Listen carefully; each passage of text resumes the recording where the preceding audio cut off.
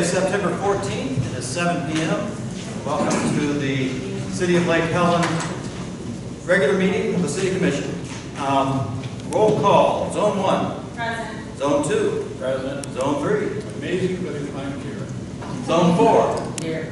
And Mayor is present. And next we have a legislative prayer. We have Patrick Lewis from Vision Evangelical Ministries. Did I get that right? I was close.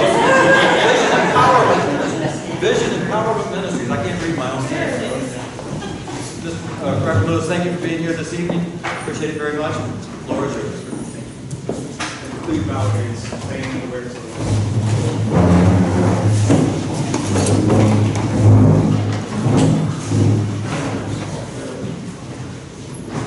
Father, which art in heaven, hallowed be thy name. Thy kingdom come, and our Lord, we thank you for another day that you've allowed us to assemble in your mighty and precious name, Lord. So, Father God, as we prepare to do kingdom business, give us the knowledge, the skills, and the ability to fulfill the need of this great community. We ask that you dispatch your angels around each and every one of those that are put in place tonight to lead us, Father. Father, we also ask for a clear mind, Father God. We ask for listening ears, Father God. And we ask for the ability for us to want to work together, Father God. Because your word said that where 2 or 3 are gathered in your name, Father, that you would be there in the midst. These are all things we pray in your mighty and precious name. Amen. Amen. Amen.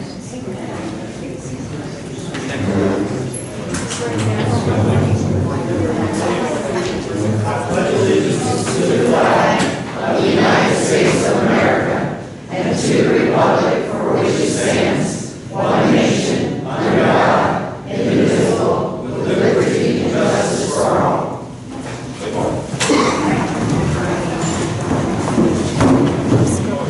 Thank you, everyone. Are there any additions, deletions, or modifications to the agenda?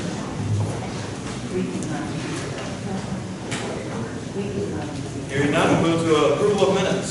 Do I have a motion to approve the minutes as presented? Do I have a second? I have a motion and a second to approve the minutes as presented. Any discussion? Hearing none, I'll call the question. All in favor say aye.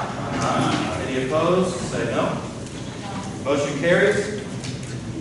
Move to the consent agenda. Acceptance of bills paid report. Do I have a motion to accept the consent agenda?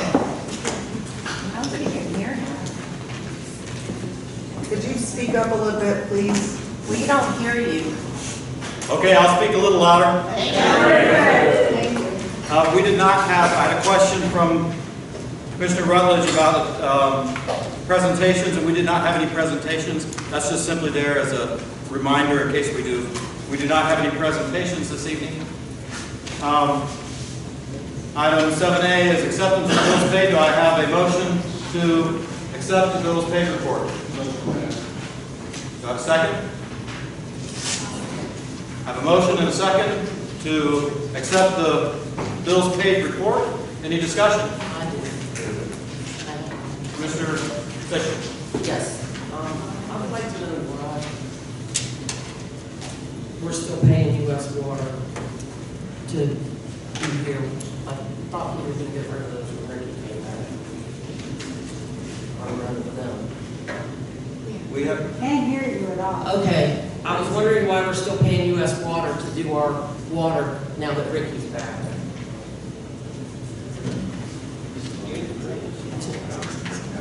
I can give you the. Do you want to turn the mic over to you and let you answer? I don't know how we're going to work this mic.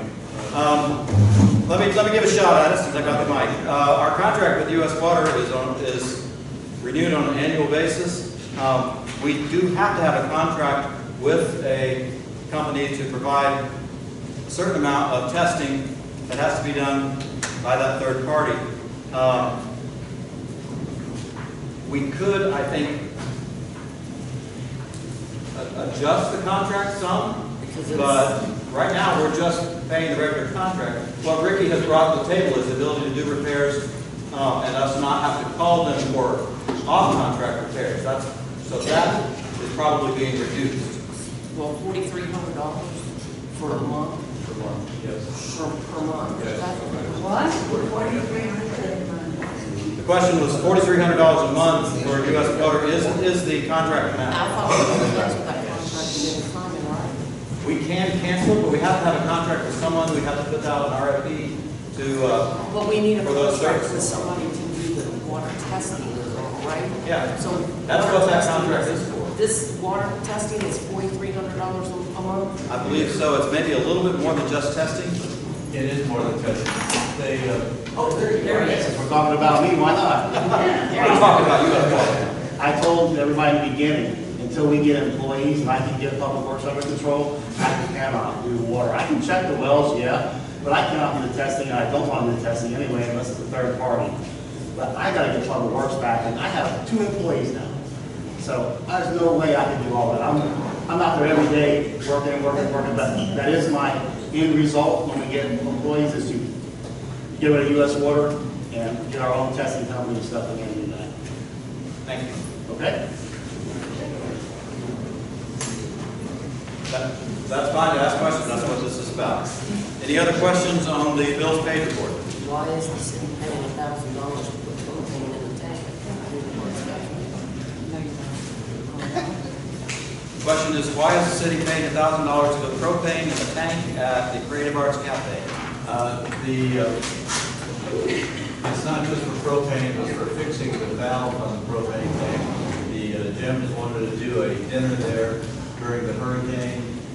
We had $1,000 worth of propane put into the tank. Come to find out, we had a major leak, and so we basically lost all of it.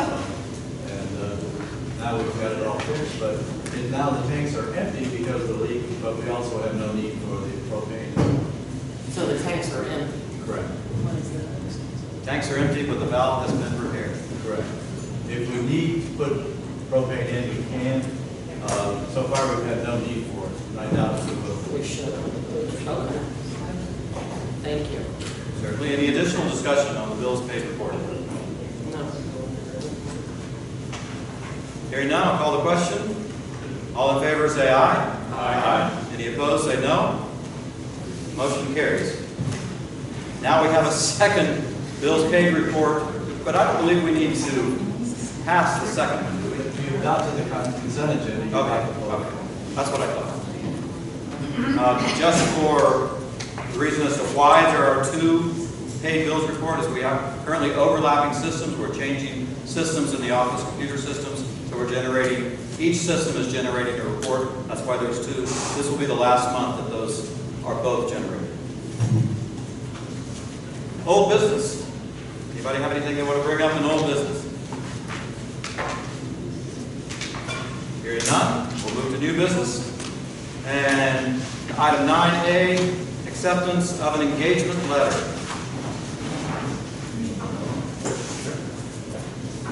Let me take a whack at it, Zach. That's okay, Aaron. Let me just try to Okay. project. This is the 5th year of a 5-year contract we have with McDermott Davis to do our annual audit. Next year we'll have to go out for an RFP, but again, this year we have a letter from them saying this is their understanding of our need, and with the acceptance of the letter, they will do our 5th and last audit under the contract. This particular firm has been with us obviously for the last 4 years. They have done, I think, an outstanding job. They do call to our attention items occasionally that we need to correct or change, but this is a routine thing. Incidentally, you have a series of prices on there. The basic price is $22,000. It says there's $4,000 charge if necessary for a single federal audit, and there will not be a need for a single federal audit this year. We will need to do one next year, but that's next year. So you're really approving the letter minus the $4,000 single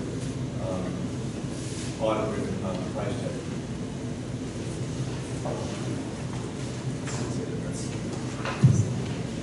So do I have a motion to accept the engagement letter from the firm of McDermott Davis? Motion to accept. A second. Second. I have a motion and a second to accept the engagement letter from McDermott Davis.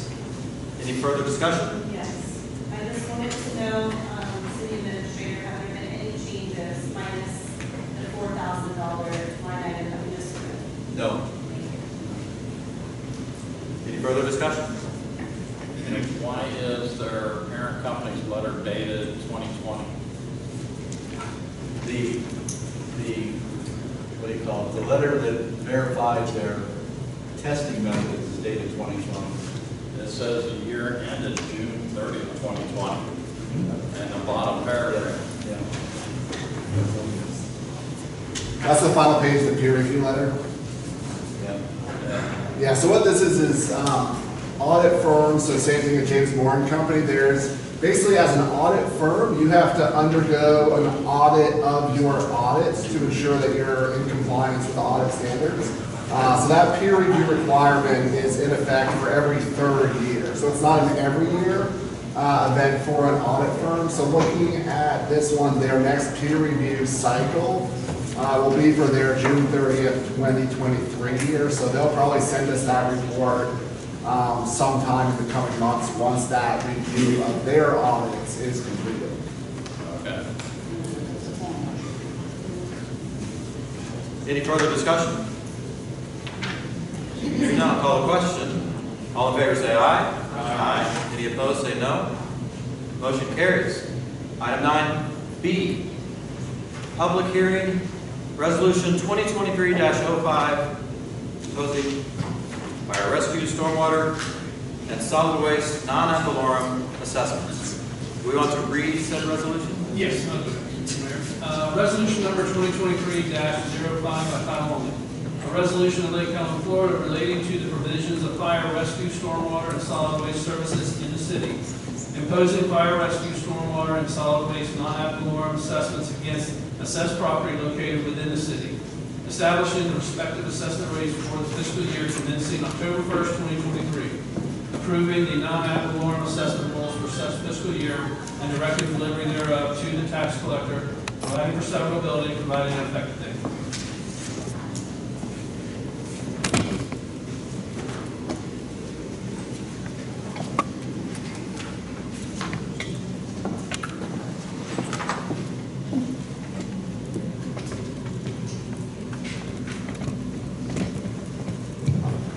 Thank you, City Administrator. Do I have a motion on Resolution 2023-05? Motion to approve. Have a second? I have a motion and a second to approve Resolution 2023-05. Is there any discussion? Yes.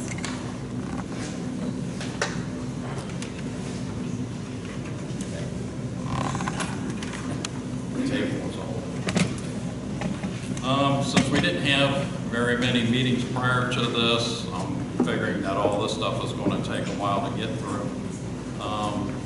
On the stormwater fees, we didn't have much discussion on it. I know for a preliminary starting of it, we agreed with the 75% level.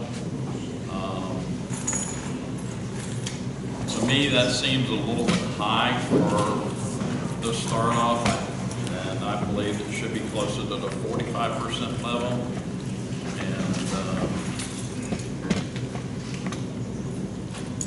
And it's still going to bring in enough funds. And it's going to be more of a level curve instead of a high arch curve when it's paid. So I just wanted to put that in there. Since I can't make another motion on top of a motion, it's got to wait.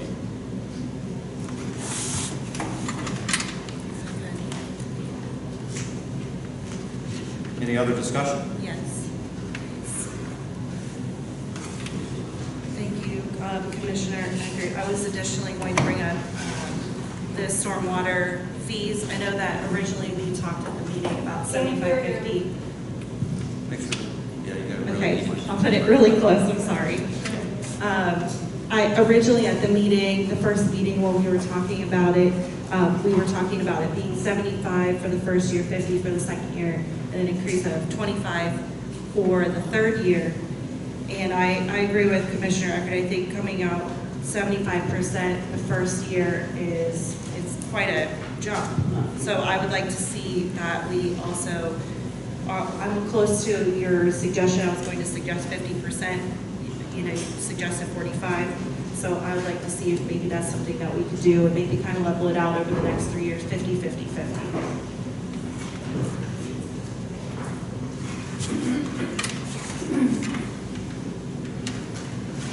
The fundamental flaw in all of this is that the data that we receive is already antiquated.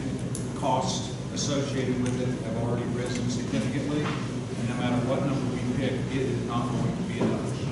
So I personally, I don't like paying more, but because we have the local infrastructure in this community, and we have for a very long time, we either move to fix it or not. And one of the reasons why we're in the situation we are today is because we ignored it for years. So what Only 100. Only 100. So look at all the years that you didn't have to pay what we really should have been paying as a gift, and now it's time to bite the bullet.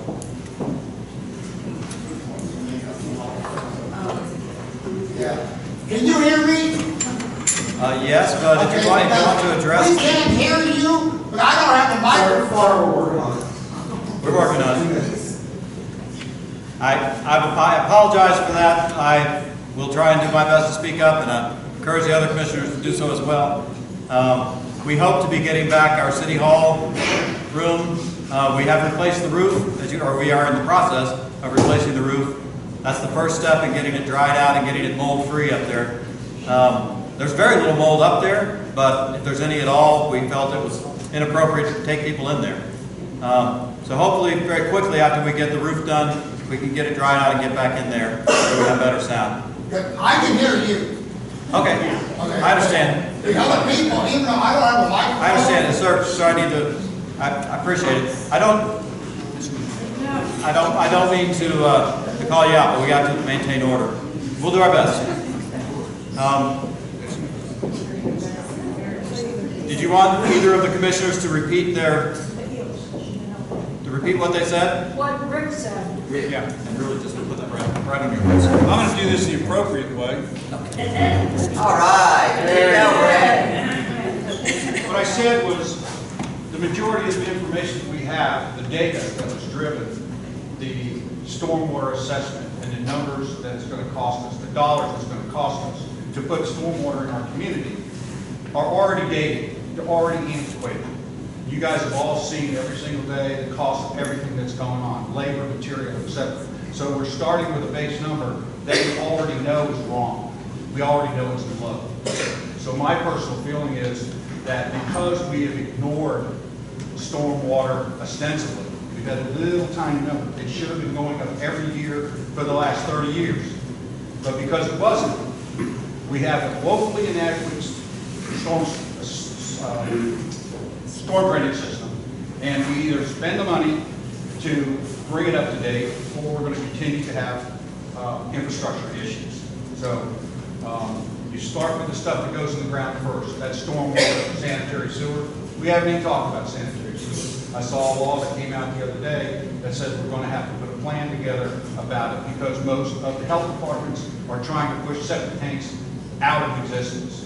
And the way that it's going to wind up happening is you're going to wind up with $30,000 to $40,000 septic tanks rather than, and that's going to encourage you to go with a city sewer. So what I'm saying to you is we've ignored the problem for years. And so now it's time to bite the bullet and start to pay for what we should have been paying for a long time.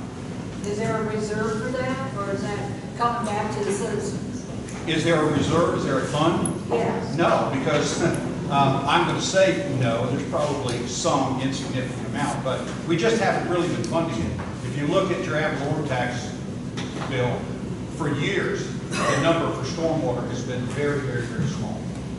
And the reason for that is commissions in the past have been sensitive to everyone's needs and have done everything in their power not to raise taxes, not to raise stormwater fees. But you see what's happened to our infrastructure. So we're going to see that in our water bills? Is that what you're saying? Well, potable water and storm drainage are two different animals. But all fees for almost everything that the city provides as far as service is concerned are going to go up. There's no way around it. I don't know a way around it. But Rick, you handle the villas, and there are a lot of elderly in the villas who can barely afford what they have now. Understand. And how can you put that 75% on some of these elderly who are asking for food? I get it. I can't answer all those questions. Well, somebody needs to think about it. Well, and it's not just the people in the villages that we have to serve. We serve With the every. villas, not the villages. We have to service every single constituent in this community. Are we going to be part of that stormwater system that you're talking about? Who are we? We live in the Lake Helen Village, most of us on this side. Right. So is that Well, costing us, and we don't have the stormwater, the sewers, we don't have all that? There's two issues when it comes to stormwater. There's where you live, Right, and then there's the city. right. We all enjoy the city. We enjoy the parks Yeah. and everything else. So there's going to be a stormwater bill that comes due just to take care of everything that's involved citywide. Your particular, let's say a new subdivision goes in and they're in pretty good shape, they really don't have to do anything. Or like the Woods, it has, currently, they're responsible for their own, and there is a credit in play, or it's a little less. But with that said, we've all seen the results of the 500-year flood. I think we've all seen how inadequate our storm drainage system is. I know, I don't like going home and telling my wife, hey, we raised taxes again. She's not real happy for that. I don't like it. But I look at the need. Is the need there? Without a question. Has the need been ignored for years? Without a question. So now it's time to pay, or continue to ignore. Those are your choices. Now, like I'm saying, we live in a villa, Lake Helen Villa back here in London. We don't have sewers, we don't have all that you're talking about. The city does. So you get a credit like the Woods? We don't. We have what we have. I don't have all the answers to that question, but there's most certainly room for a conversation. Mind, sir, can you check into what we get in Lake Helen Villa, so our prices maybe won't go higher? I'm not saying to be unfair to everybody that lives in the city, but the city gets more than what our little villa gets. We're small. There's certainly room for conversation. And I appreciate that. That's all we're asking, for some conversation on it. Thank you. Well, this does work better. The question about the villas is a valid question to ask. And I'll try and state this as clearly and accurately as I can. But basically, the stormwater system addresses the city streets of the city. It doesn't address anybody's private property. So while the villas have a lot of private property that they deal with, there's also a lot of people there. I have a driveway in my yard, and you know, not just me. People have a driveway in their yard. It's usually 150 feet long. But when you've got a couple hundred people, you're building streets there in the villas, which are just basically long driveways. We're all paid to support the city stormwater system, and actually the villas, I think, will benefit a great deal from it if we get. They're still low, there's still going to be some flooding in the villas, but I think there will be less flood ending up there. I'm hoping as we address the city. We're not going to get flooded out. I'm sorry, I can't get into a back and forth very well at all. I apologize. But the answer is that the villas, just like every other resident of the city, pay towards the entire city stormwater plant system. But they benefit from it, we don't. Are you going to honor our cards that we filled out for this topic, please? Yes, I am. Thank you. We don't have sewers, so we get flooded in Lake Helen Villa. Every area in Lake Helen has a flooding issue dealing with it. There's a lot of areas that weren't even covered in the master plan. Some of them got added to afterwards. Right. With the villas company receives the stormwater bill, and it's divided amongst all of the residents that are there to pay for it. How they divide it, I don't know. I don't know if they do it by lot or just by the number of people that's there. But I agree partially with what Commissioner Basso said, and I disagree with probably 75% of what he said. We can reduce the percentage of increase and still meet the requirements of paying for repairs of the infrastructure. There was a couple days ago, there was a meeting with our legislative coalition over in South Daytona Beach. I went to it. And Tom Leaks, who's one of our representatives who works on the Appropriations Committee, gave a speech on how to get funds from the state. And what we have to do is, if we got a program that we need assistance funds for it right now, there's a lot of funds from the federal government, the state, and the county has about $500 million for stormwater. That's available. You just have to write up the request, paperwork, whatever needs to be done to try to get it.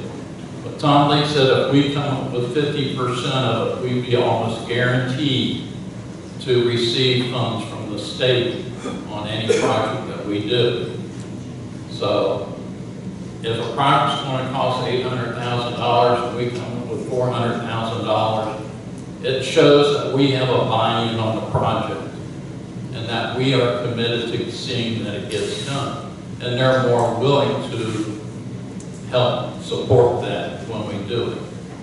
So, and right now, I just got done reading an article in the newspaper about a veteran that had to move out of his home because of rent went up. And that doesn't include the utilities and everything that went up along with it. So I don't want to see anybody having to lose their homes because we're wanting to get more money in our coffers to do projects and everything. Stormwater, yes, it's an issue. It can be handled, and we can do it with a little bit less increase than what we're proposing right now. Thank you. Thank you, Roger, and Commissioner Basso as well. I'm not proposing that we don't have an increase or that we don't collect funds overall, but I do think that, if I'm not mistaken, based off of the form or the picture that was up on the screen, they were able to plug in different numbers to the formula, and over the course of time, it didn't look like we need those funds readily available for the next 3 years. So all I'm saying is we just stretch it out over those 3 years instead of hitting a 1-2 punch in the beginning. It may have a greater impact on the folks in our community that cannot afford that amount right now, this exact month.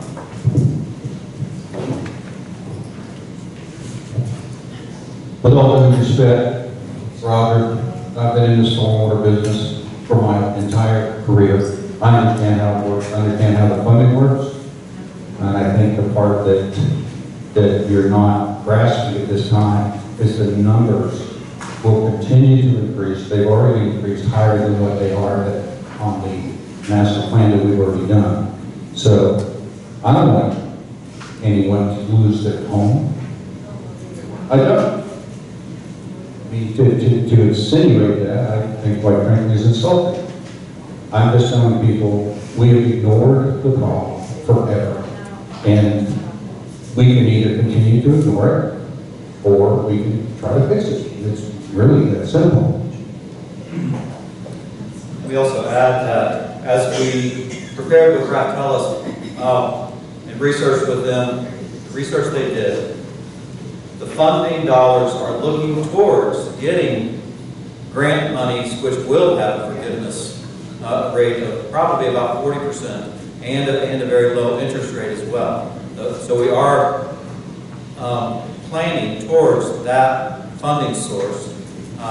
Right now, we are using that funding source, the SRF fund, towards the water meter issue and the potable water, basically the pipes around town to give us all fresh drinking water. That's those two systems we're going to hit first. The stormwater money will begin to grow so that when we get to making that large one, we will be able to do these stormwater projects, which I believe we're in the neighborhood of $5 million. for the beginning prioritized set of those stormwater projects. So we have a motion and a second on resolution 2023-05. We've heard from the commissioners. I do want to hear from the public, as Ms. Robbins said. We will do that now. Ms. Robbins is the first. I'll bring the mic down and pass that on. Oh, you got that mic. Ms. Robbins. It's on this subject. I didn't read it. Ann Roberts, 129 Maple Lane. I'm only going to address just the stormwater portion. As a citizen of Lake Helen and Lake Helen. And the resolution addresses all of them. When they vote on that resolution, it's going to address all three. Okay. Well, the budget is different though, right? They're approving all three rates on the same one. Okay, I'll just say my whole thing. Okay. Last year, the bill was charged $7,165. It was charged $3,800 last year, and this year will be charged $7,165 for stormwater. We have stormwater issues as well as other city areas, but are told that this is private property. The city will not come in and do any stormwater work in the villa. So why is the villa being charged? Yes, we know the roads and all the little amenities that we have here in town. The fee is a pass-through. We have a number of residents from the villa here tonight. Would everybody from the villa please raise your hand? Thank you all for coming. Okay. As far as the budget is concerned, the land is getting a 2% merit raise as warranted. Many open $15 an hour jobs are getting up starting salary of $16 to be in compliance plus a 2% to equal $16.30 in order to fill some of the slots. Deltona is getting a 3% in October and possibly 2% in April. Orange City is getting a 3% COLA. 4 people are being given an additional $2,167, making their increase over 10%. Why? This is $1 an hour. They're already at over $20 an hour. Is the new police officer going to be code enforcement officer? When was the last time any officer took any further courses? The unfilled position of Parks and Recreation Director for $60,000 is now being called, after the last meeting, the events coordinator. Why is this position exempt?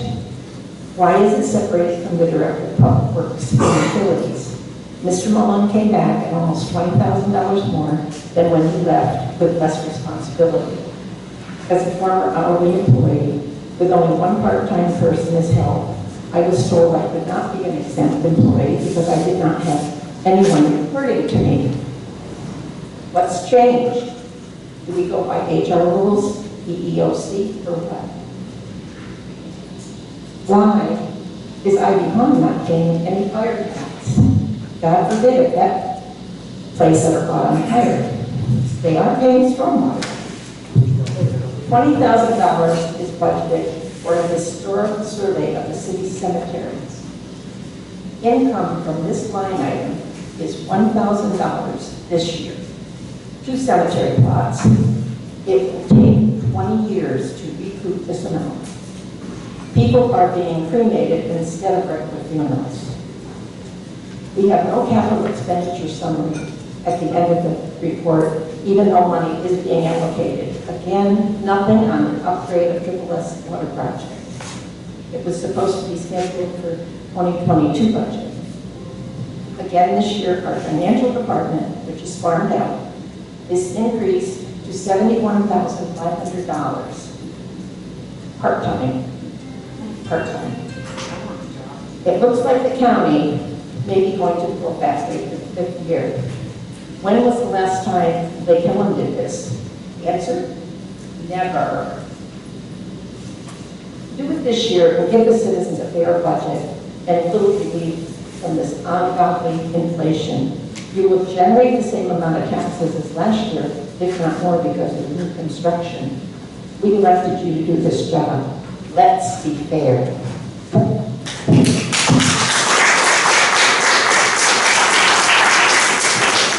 Thank you, Ms. Robbins. Next is Christine Pierce. If you would say your name and address for the record.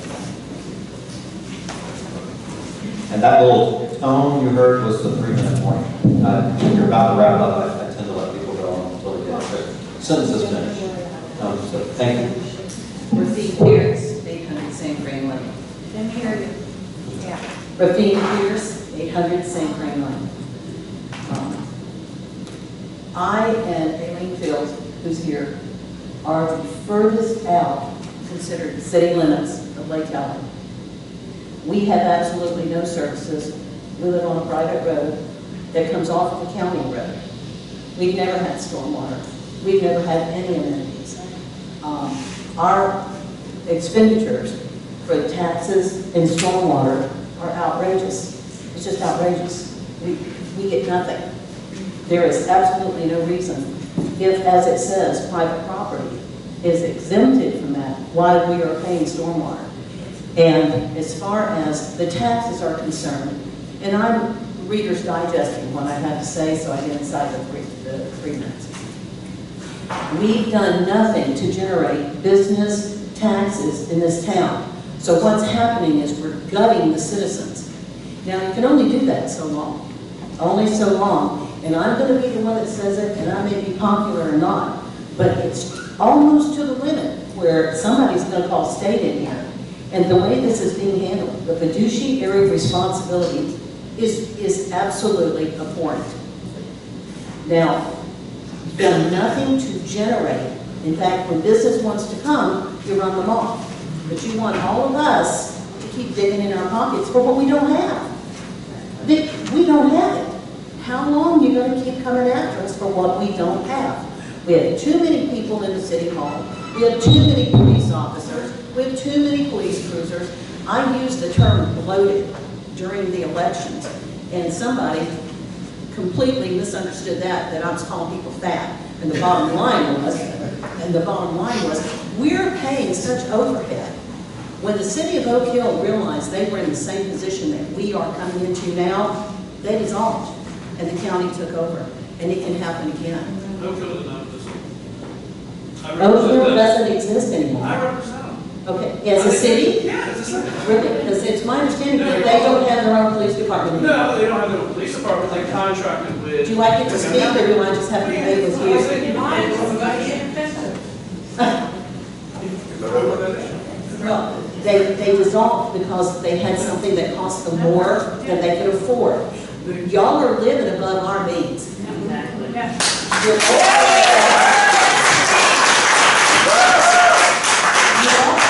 This Waste Pro debacle, I just looked, $32,000. This is ridiculous. It's absolutely ridiculous. Stormwater. I've been here now 20 years.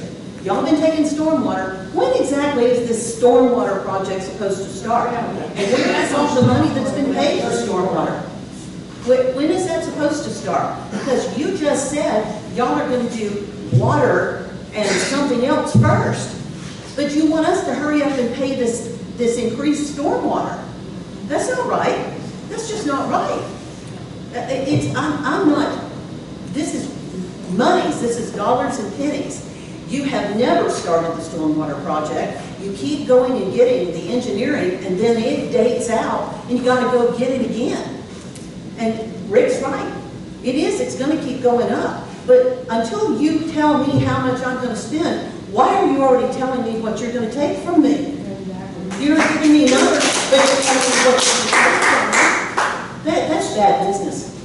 Thank you, Ms. Pierce.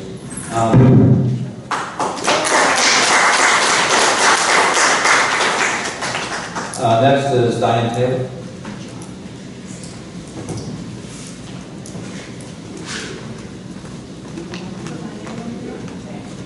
And if you would state your name and address for the record. My name is Diane Taylor. I own 2 properties here in Lake Helen. 104 Sycamore Lane in the Villas.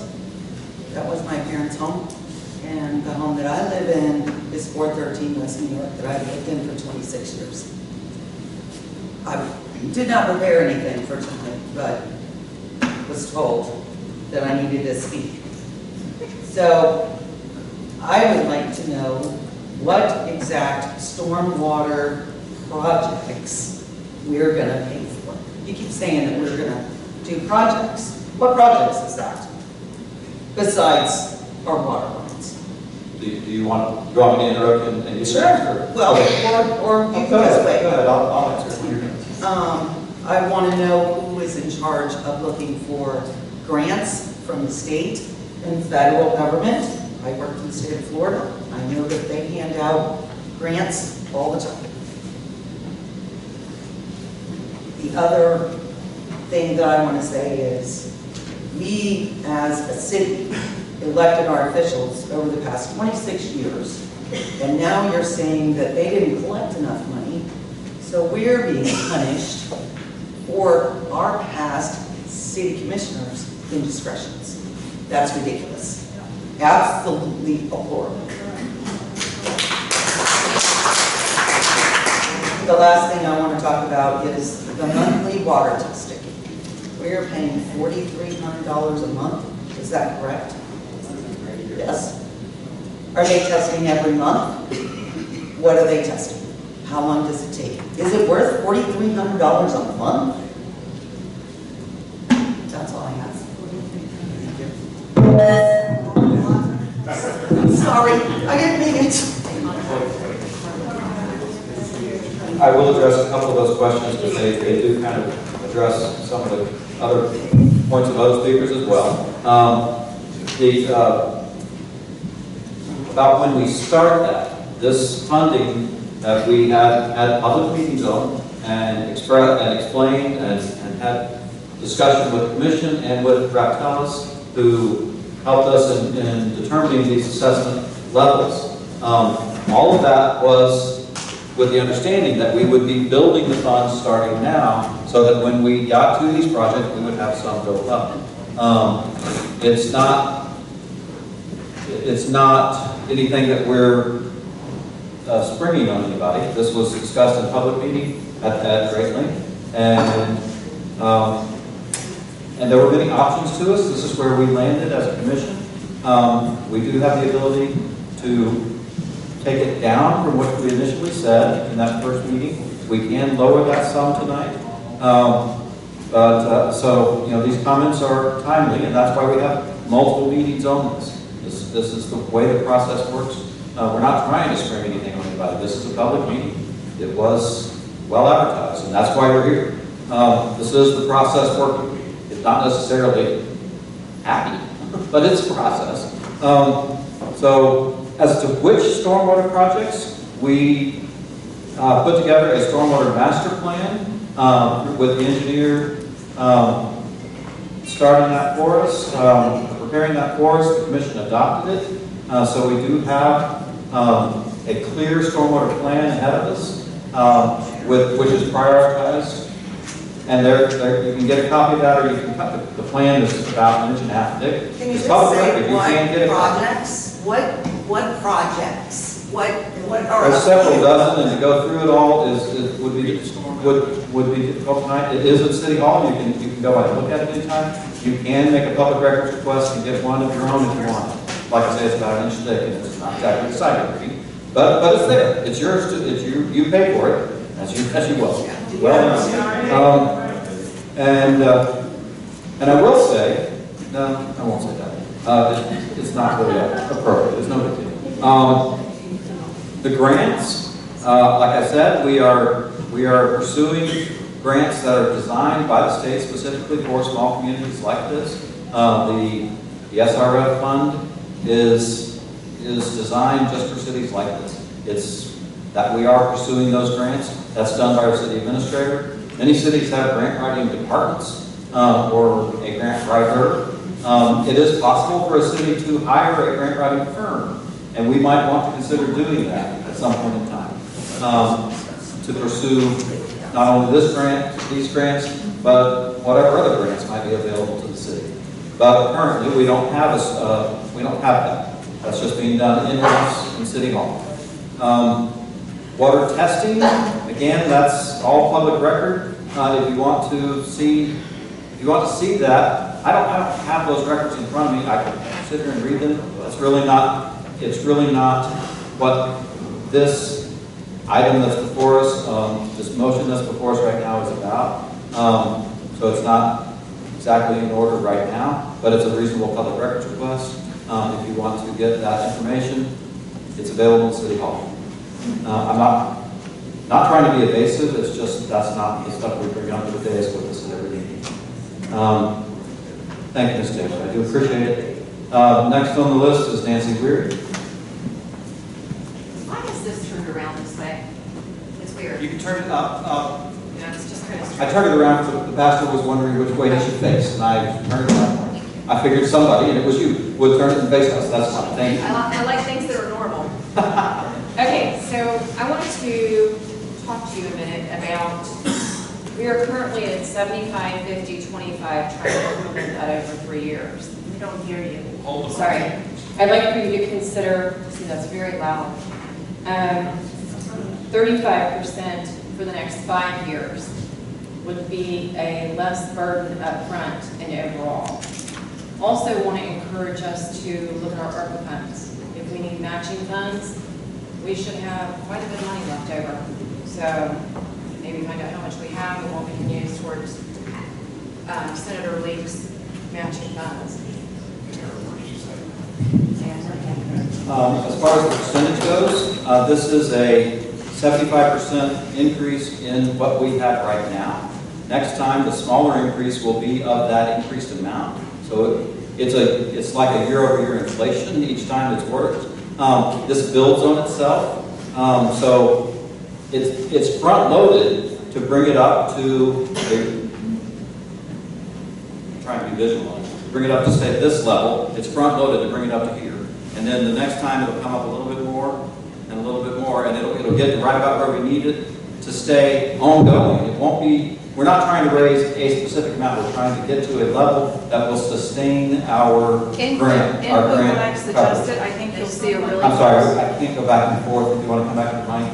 I think if you input what I suggested. If you come back to the mic. If you input. Why do we have this issue?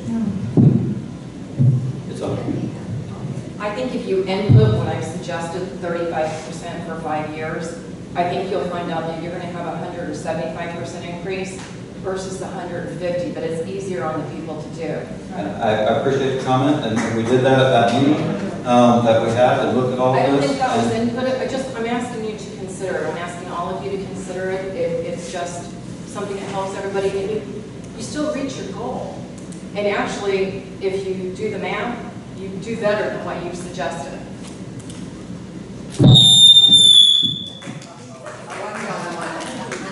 I don't think you guys understand, we can't afford a 75% Our next, increase. I'm sorry, I can't just have people calling out from the anybody that wants to speak, you can fill out a card. I'm sorry, anybody that wants to speak can fill out a card. Because I got lots to say. And please do fill out a card. You're making me have to move out of Lake Helen because of your If you would please fill out a card. Yes, sir. Thank you. I will. Can I get a pen, somebody, please? Vernon Burton, This is crazy. you're next in line. Y'all are rich, we ain't.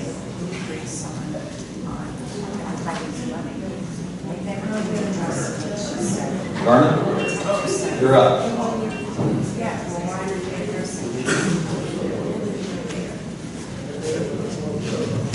Just don't point it toward that speaker. Okay. My name is Vernon Burton. I live at 690 West Ohio Avenue. I'm the mayor-elect. That doesn't mean much right now, but I'd like to take the time to address some of the things that people have been asking me. One of the things that the city has right now is a unique experience in that normally the election would take place on November the 7th, and then on November the 9th, the new mayor, new commissioner would take over. 2 days after the election. Right now we have a unique situation. I was elected in a special election on a primary election in August the 27th. Some folks read charter that says that the very first meeting after the election, that the new commissioner or mayor should take over. That is where the charter reads. It also reads that the city commissioners are elected for 24 months. So, however the charter is reading, it says two different things. Now, I'm of the person that believes that God created more opportunities and solutions than he did problems. We have a unique situation right now that for the next month and a half, I could shadow the mayor, I could confer with our city administrator, and I could use the 14 years that I've had sitting on this board to figure a way to work this thing out. I've been doing this for, as I said, for 14 years. I've been on the planning board, I've been the vice mayor, I've been city commissioner. I've sat next to every mayor the last 4 minutes. What I will have the opportunity, again, there's no one else that can say this. Every city administrator, this is Don Findell, from Jason, from Casey to Becky, and now Lee.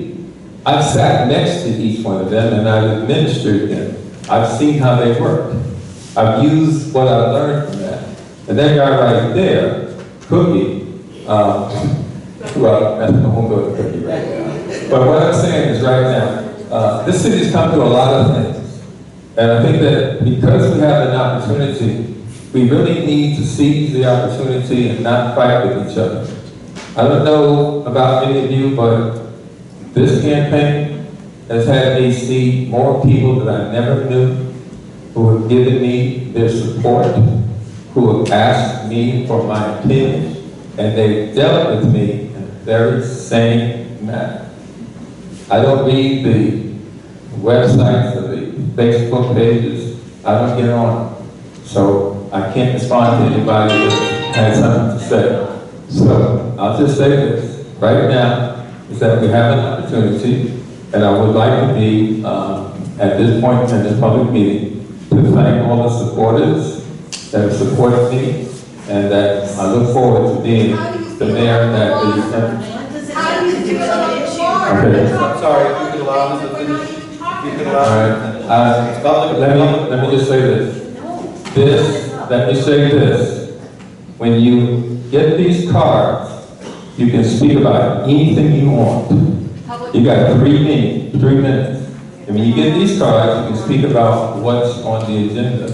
So we also should all learn what the proper procedures are. Okay?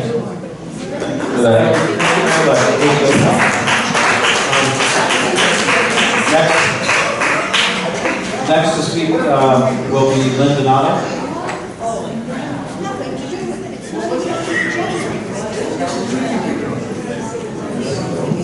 Linda Donato, like Helen does. I want to start tonight with reiterating what Commissioner Basso stated, that there's been this problem that's been lingering for a long time, and past commissioners kind of let it slip through, I guess, the cracks. As I sit here, I see commissioners that have been on the board anywhere from 1 to 13, maybe 14 years. We just had Mayor-elect state that he was on the board 14 years. How long have we had the stormwater problem? At some point, we cannot gouge the people, because over the last 14 years, people let the problem slip through the cracks. These people are out tonight, they're telling you they can't afford the prices that you're getting ready to almost gouge them with. I get the budget, I understand the budget, but it can also be reduced, and that was also talked about in one of the budget meetings, which we haven't really had that much time to speak about the budget. There's other line items we'd love to talk about, but we don't have time for that either. All I'm asking right now, thank you, all I'm asking right now is please be the commissioners that are going off the dais and have a heart for the people as you go off the dais, and let the next administration come in and also have a heart for them. That's all I'm asking.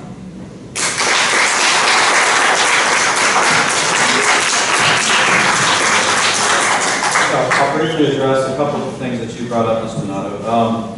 Problems looking through the crack. What we're basically, or what Commissioner Basso was basically addressing there, is that we have never set up an appropriate or a complete stormwater utility fund that would, and we never had a stormwater master plan, both of which we had developed. However, for the 3 years prior to when I took office, the city spent, over those 3 years, it was about $300,000 each year on stormwater projects. It's not that the city has never done anything. It's just that those monies came out of the general fund. We're setting up a specific stormwater fund to fund this plan that we have, the stormwater master plan. So we're just starting to act like a big city, if you will. We're bringing our finances into a more cohesive, followable set of finance and meetings that we can have and tell people, this is the money that we're spending on these things. It's going to be very clearly delineated, rather than just being part of the general fund. It's always been a special fund. So it's, okay, that was my answer to the couple of questions that you raised. The last, or the next, and I believe the last on this topic from the public is, and I'm sorry, the woman who was, Millie. You can say it in a Spanish way. Good luck. I'm going to be nice. Cover your ears. No, Millie, I'm not sure of your name, sir. My name is Rick Basso. I understand about your storm system. It hasn't started for wager, when I was in my bill. Use the mic, Millie. No, you can't have it. We can't hear you. No. I understand about your storm system, that you haven't started since I was not born. But the prices you are trying to charge are going to kill us as a community, not just, because everybody's prices are going to go up. Electric has gone up, our water's about to go up, our storm thing that we don't have is going to go up. Half the people, and I'm not saying that against the community, in the villa live on a small income. Some of us could barely buy food. We are trying to help each other as a community to help each other eat. So as these prices keep going up, we're going to hopefully not lose our villa because we can't afford it. I've been here 7 years. My prices just keep going up and up and up. I live on a fixed income. Since disabled, I have a disabled sister. We get her check. I get now retirement check. It's not enough. I'm 66, I'm retired, but I still have to work. But the more use go up, pushes me out of Lake Helen. Not that it don't matter, because one face less is good for use. But I don't want to leave Lake Helen. I don't want to leave my little house that I finally was able to own something of my own. But as our prices keep going up, the fire department is crazy. Every one of us is paying $280-something a year. What? For what? For one truck every once in a while to come into our villa? Not fair. This thing about the stormwater, that was an outflow that you should have started when Lake Helen grew. That should have been done. So, I don't know, but I'll say for all of us, why can't we start slowly and bring your price up? And not start from the top. We can't afford the top. But we could start, like the young lady said, 35% maybe. 75% is going to kill us. And that goes maybe for some of you. I don't know what you make. I don't know if you were born with a silver spoon, but I know I was. I'm from the big city, from New York. And we don't even charge that much out there to get a storm system going. Everybody pays their taxes together, but it's not killing one person after another. They're doing what they have to do. But they did it when the city started. I'm sorry you guys started late, but it's costing us. So we just ask that you look into your price better than what you're doing. And how soon are we in the villa, or the young lady that lives way in the woods, going to get her storm up? Are you gonna get it first, or can we little people get it first? You're gonna think about the county, not about us little people. This lady lives in the woods. She can't even get a light on or Wi-Fi or whatever. It was her choice to live there, but it's also the community's choice to help her get what she needs. She's paying out too. So this is all we're asking. And I'm not, like I said, if everybody don't mind, I'm speaking for everyone. We're asking you to consider us as people, as income, whether we are rich or we're not. Think of the community, that's all. You're welcome.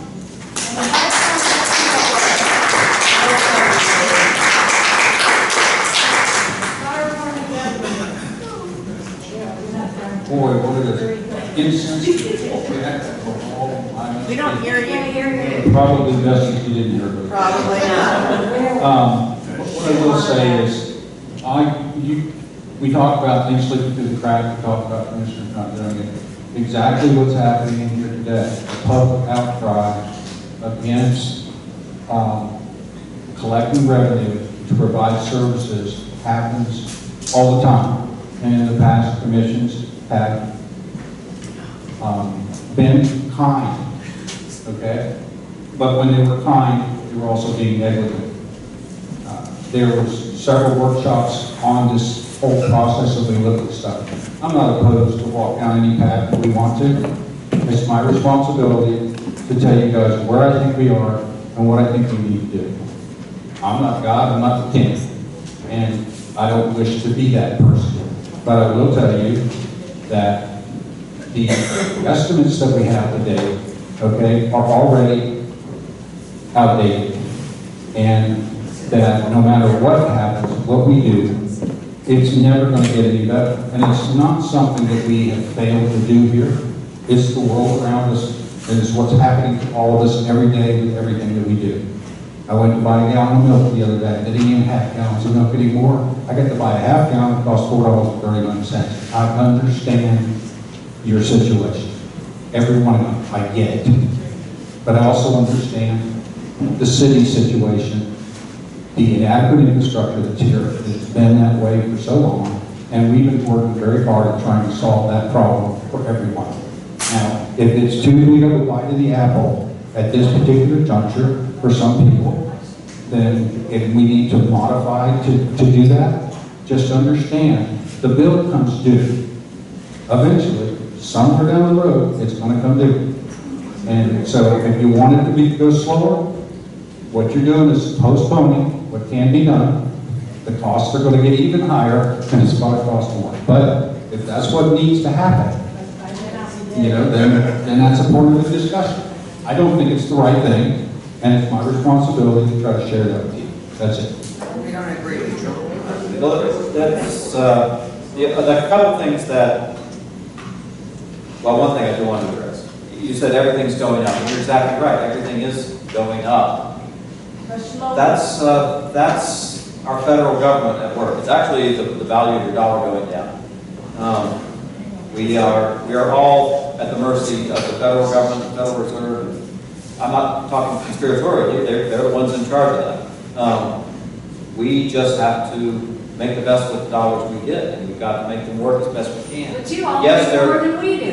Those dollars are being devalued, and that's making financing things like this more and more difficult.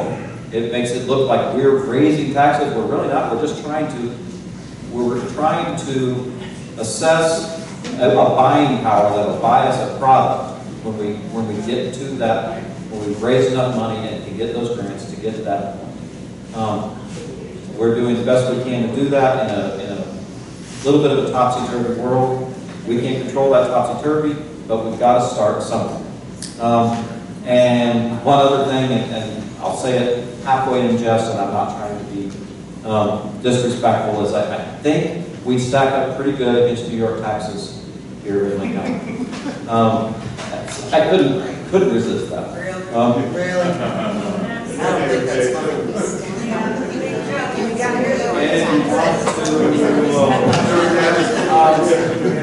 I have one more blue card that kind of got into the wire. Celine Stevenson. The microphone is yours. The floor is yours. Honestly, give it to Mary.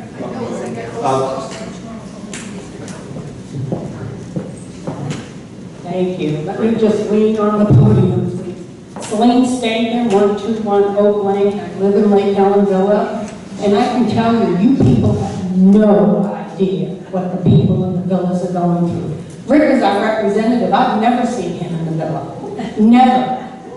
Even during the hurricanes, we were asking for help with sandbags. No one helped the elderly. I have a neighbor who is selling her house because she cannot afford to live there anymore. And her house isn't selling. I know a couple of people who are selling their houses because they can't afford anything. And I know many people who can't even feed themselves. Please, just think of us. You know, yeah, I know a lot of people like to throw the elderly to the till here because we're old. Well, you know what? We're not so damn old to speak up. And I want you guys to really realize, come speak to the residents in the villa. Talk to them. Have some type of meeting or something down there and see how hard it is to those people. My heart goes out. Luckily, my husband and I are okay. But I know a lot of people who are not. They're suffering for food. We even had someone on one of our local Art Villa sites saying they're looking for food. Has anybody helped me? Please, I've been out of work. And how many retired people have to go back to work to get all these things? 75% is ludicrous. Absolutely ludicrous. Maybe you guys can afford it, but I know many people in the villa, people who are here now, who cannot afford it. So please, please consider it. We don't even have food to put in some people's mouths. We got a garden going so we can feed. Yeah, we have a community garden going to help feed some people. Offering food. What are they going to do if there's a 75% increase? A lot more will be asking for food. So damn it, please look at what is happening to the elderly in the villa. And I'm sure there are plenty of people in the Lake Helen community that are in the same boat. Amen.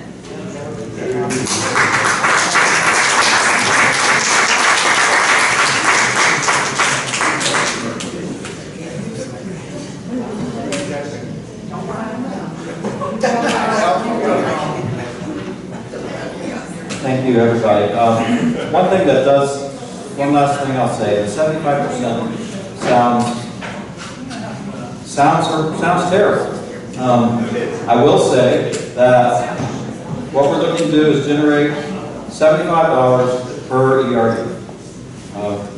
That is $6.25 a month per resident is what this 75% means. It's money, it's real money, but it's $6.25. We'll have a few more speakers. I just wanted to point out that 75% sounds like a lot, but it's 75% of a very small number.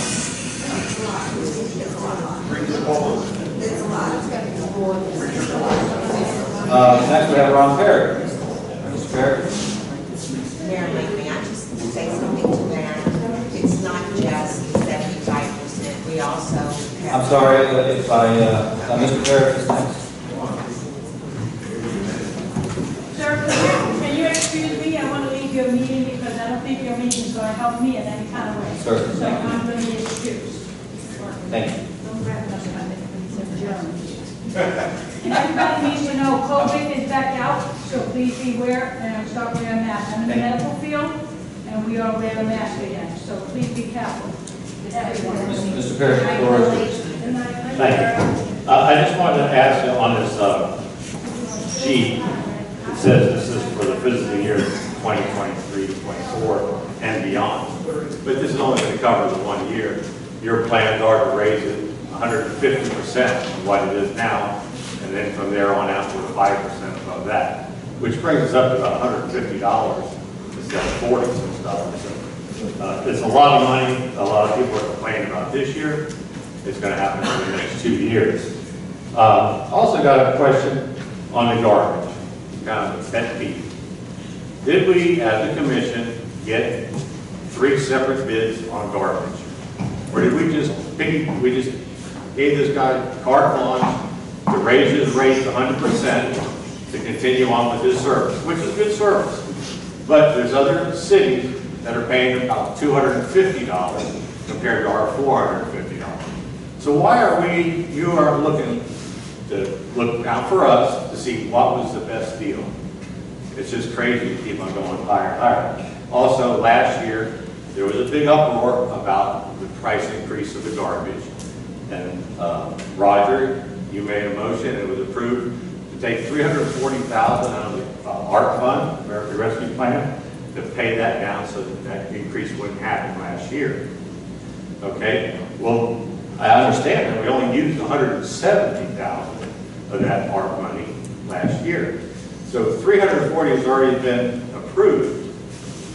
Why don't we take the other $170 that was approved last year and pay down that and help with some of these bills that you're throwing on?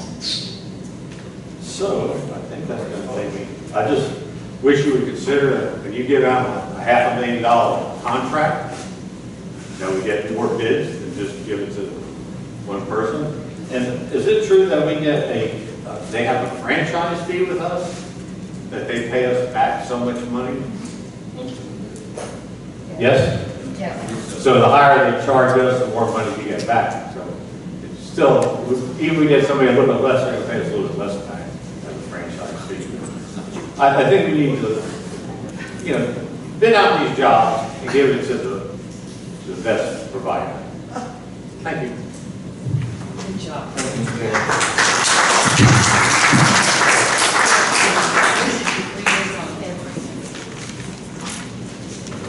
Okay, we have had a great deal of discussion.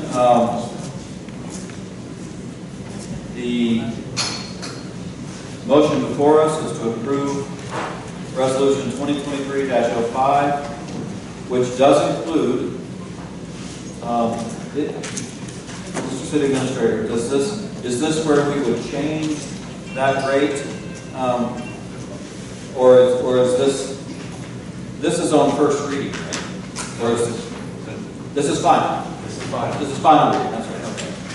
So this is where we could change that rate, is that correct? Yes, you cannot raise it, but you can lower it. Correct. His answer was we can lower it, but we cannot raise it at this time.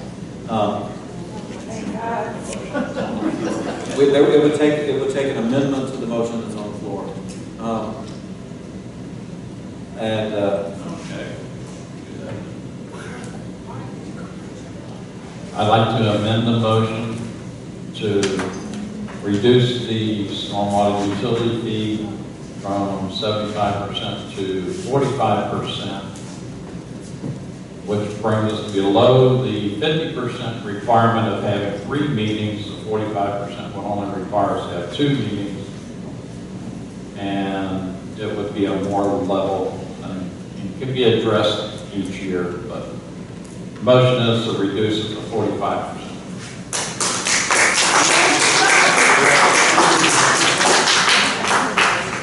We have a motion to reduce it to 45%. Is there a second to that motion? I'll second it. I have a motion and a second to reduce that to 45%. We need to make sure we get the wording right so that we don't mess this up in any way, shape, or form. I don't believe that percentage is the right wording. Yeah, that's it comes out to $59.51. I think it's important to note that this approval is only for 1 year. We'll do the same thing next year with the assessments as well. Bring more people. Okay, the point is that this resolution covers this year only and not future years. That's just a point for the public. You have to plan, but we planned for multiple years with this rate, and we looked at different scenarios with multiple years.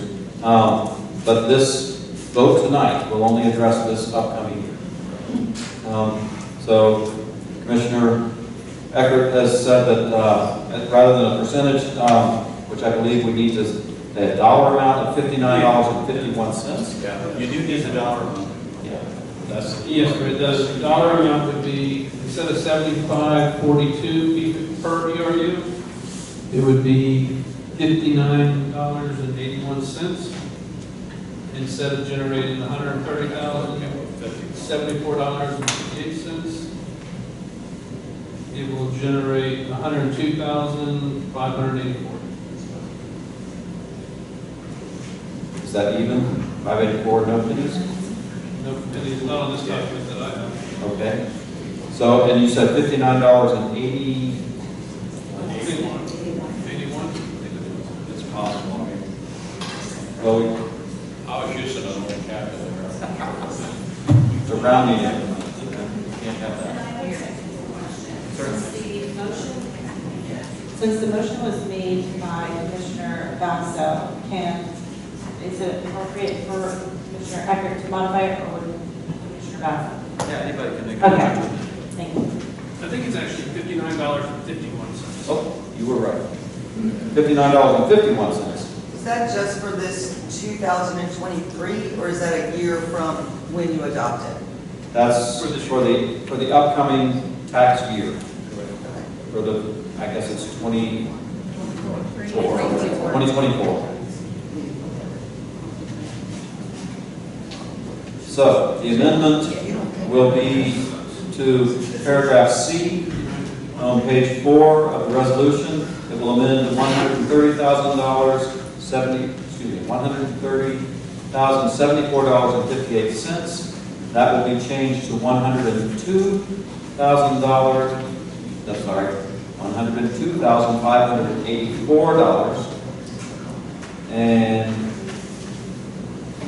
it will change $75.42 per ERU to $59.51 per ERU. We have a motion and a second for that amendment. Is there any discussion on that amendment? Hearing none, I'll call the question. All in favor say aye. Aye. Any opposed say no. That motion carries.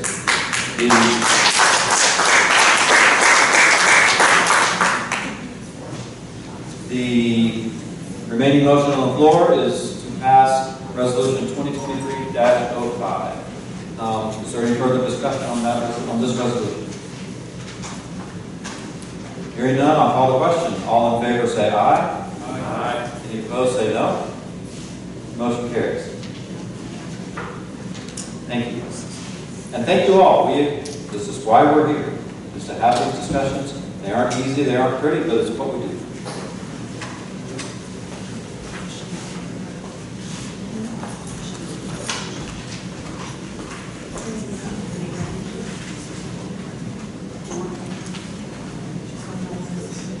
Next is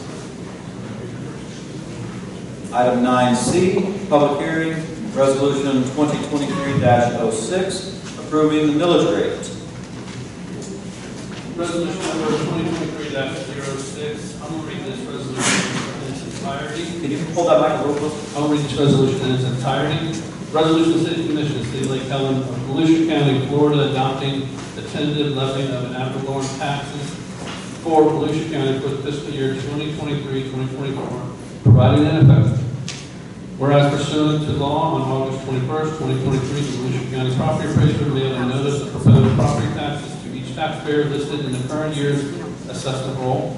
And whereas the said notice of proposed property taxes advised recipients of a public hearing to be conducted by the City Commission on this date for consideration of the suggested tentative general municipal budget and the proposed millage necessary to fund said budget.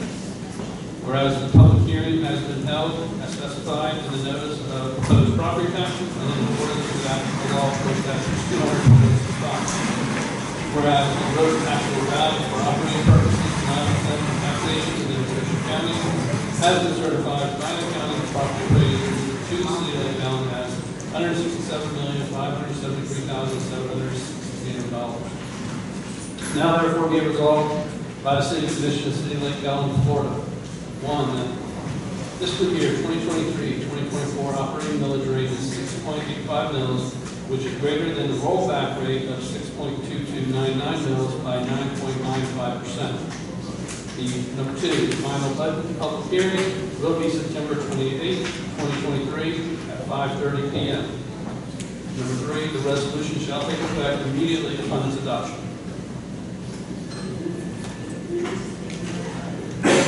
Thank you. Do I have a motion to approve resolution 2023-06 approving the millage rates?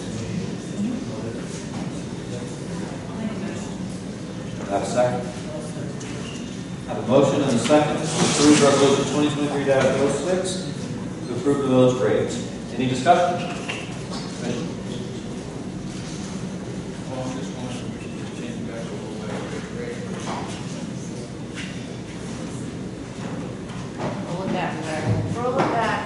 I said, I wonder if we could just move it back to the rollback rate right now. Do it. That would be Yeah, that's the rollback. Thank you, Greg. I know it would help a lot of people if we went back that far, but for the projects that we're trying to get out from behind the 8 ball on, the funds would be needed, but I do offer an amendment to the motion that we reduce the rollback, reduce the millage rate from 6.85 to 6.5 mils. It's still more than the rollback rate, and it will still give us enough income to be able to handle the budget that is proposed. And that's my message.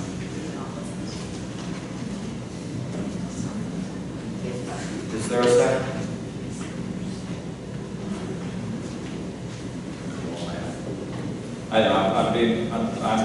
I'm being patient because people are doing math. What's that going to be? What is that in real dollars, please? To 6.5 would be about a $60,000 adjustment to the revenues. Just for perspective, rollback of 6.2299 would be just over $100,000 of revenue. Okay, so what do we have to eliminate in the budget to make that work? $100,000. The 3 employees you just lost. It's 60,000 or? The 6.5 is about 60,000. 60. Yeah, 60. Okay. So what do we have in the budget that can move the event forward? If I can interrupt you for a moment, I know I can't. We don't have a second at this point. I'll second it for further discussion. We now have a motion and a second to change the millage rate from 6.85 to 6.5. That's what's on the floor. You may now discuss it. You have the floor, Mr. Basso. I just wanted to know how much was, I don't know how much was, what can you move from the budget to make it better faster? That would be up to us. I understand. What did you say about it? Well, you asked for me to, my first thing that came on was the coordinator was being proposed at 60,000. So that was the first thing. But I got some other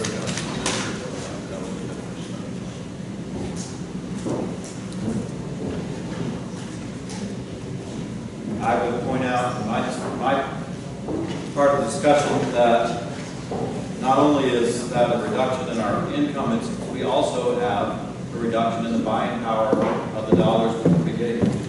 Inflation is already hurting the city a great deal, and so we're compounding the problem. Yes, we can adjust the budget. You can always make the math work. You can always balance the budget. It doesn't mean it was a good choice. So I would vote against this amendment, but as a discussion, that's what I'm saying. Any discussion from any other commissioners?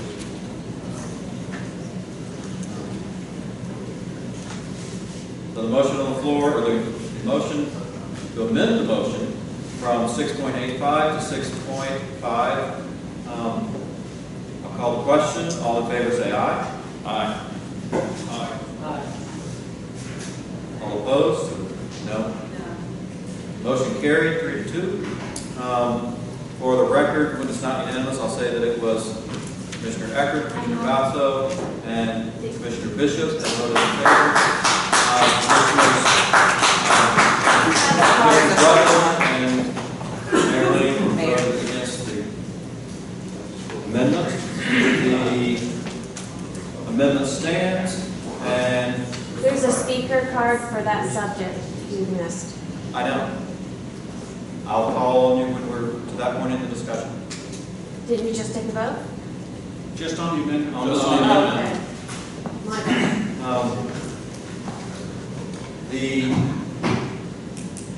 So the motion as amended here on page 28 would read 6.5. Is that correct? That's the full effect of that.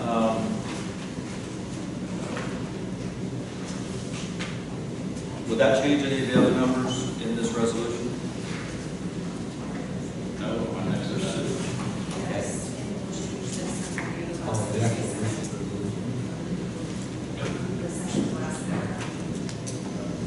On the whereases? Yes. And we have to recalculate the rollback.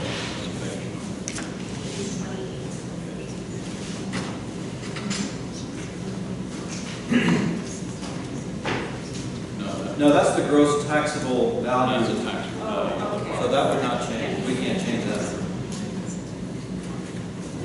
We only need to change the difference of the increase over the rollback, that percentage. We're calculating that now. Okay.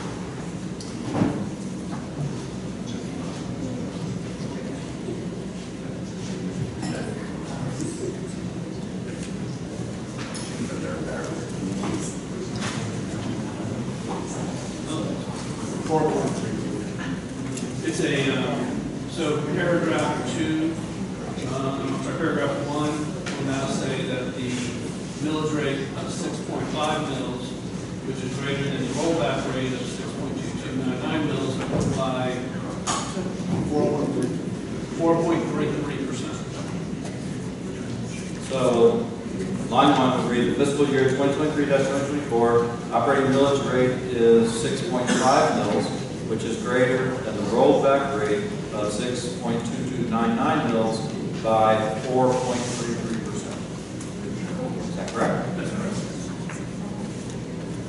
Okay, so that is the resolution before us. Any discussion from the dais on resolution 2023-06? Commissioner.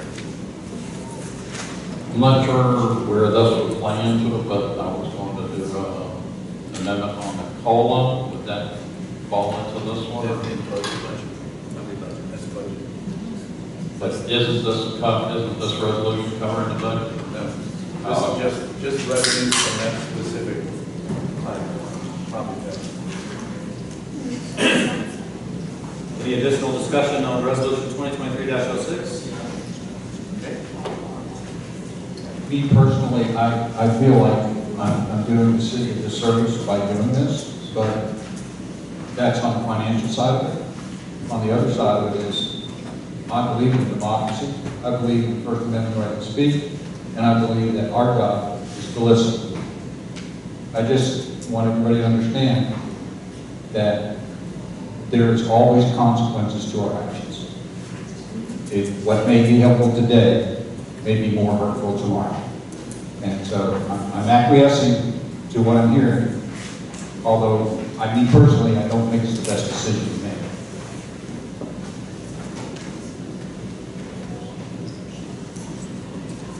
Any further discussion on the dais?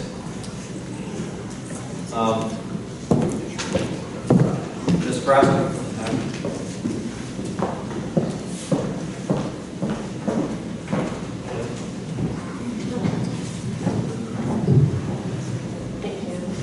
I apologize for before I misunderstood that.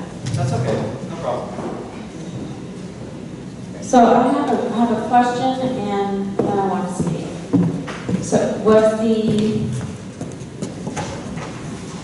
6.5 was about 60,000, and then the 6.229 was roughly around 100,000? Yeah. That's correct. Okay. Well, I really wish we had more time to go over our budget when we as we used to in the past. We had more workshops.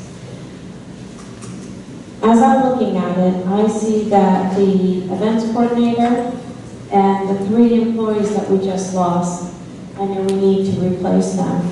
But if we look at the replacements for reasonable wages, because these are people coming into the jobs, not ones that have been in the jobs. So I think that there's enough room within that.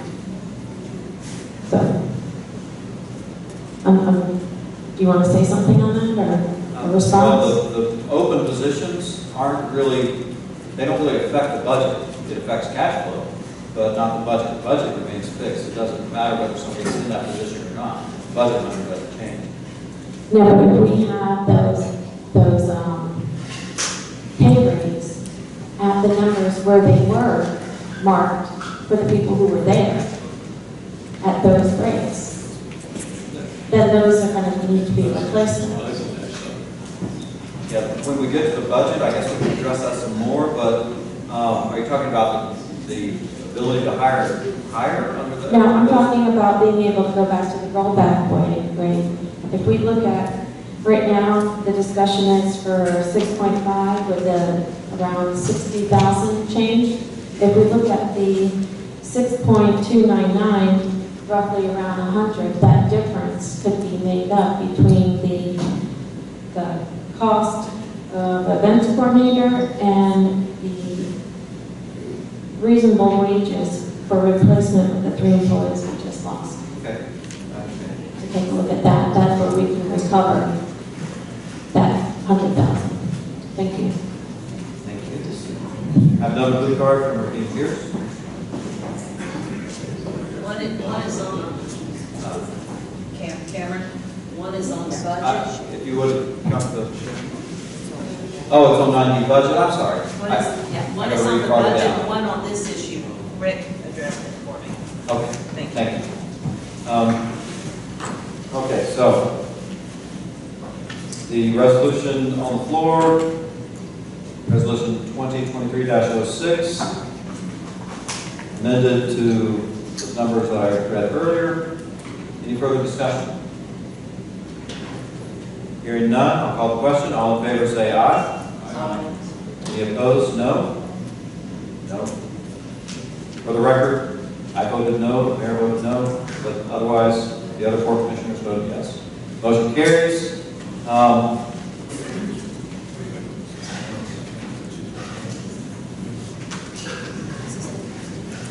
Next is public hearing on resolution 2023-07. Resolution 2023-07 by title only. A resolution of the City Commission of the City of Lake Helen, Volusia County, Florida, adopting the tentative budget for the fiscal year 2023-2024, providing an effective date.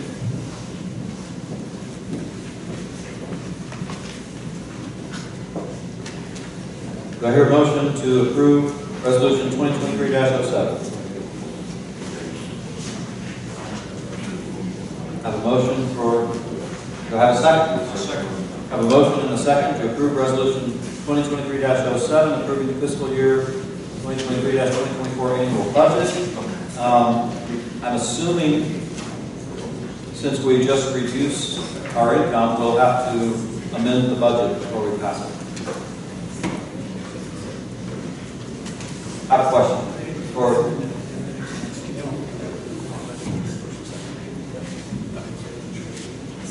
I'm assuming we'll need to amend the budget in order to pass it because it no longer matches what we just passed as revenue. You could take money out of reserves, but I wouldn't recommend that.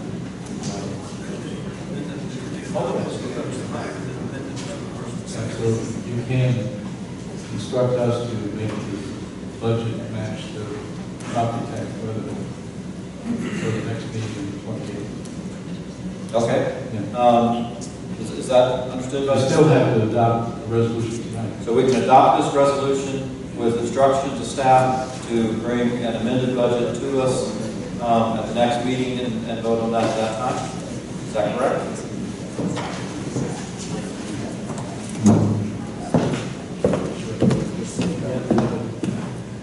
Excuse me. I think if we amend the resolution 2307 to include in there instead of the revenue or the budget amount of 4.812, we put in the number 4.730000. That will require us to change the budget for the next meeting. So no instruction is necessary. We'll need to come up with a budget that matches that total budget that we just agreed to. Okay, so do I have a motion?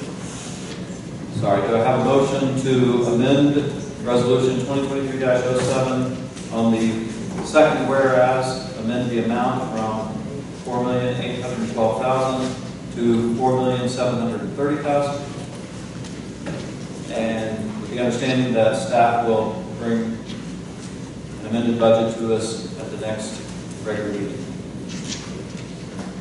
Do I have the motion on that?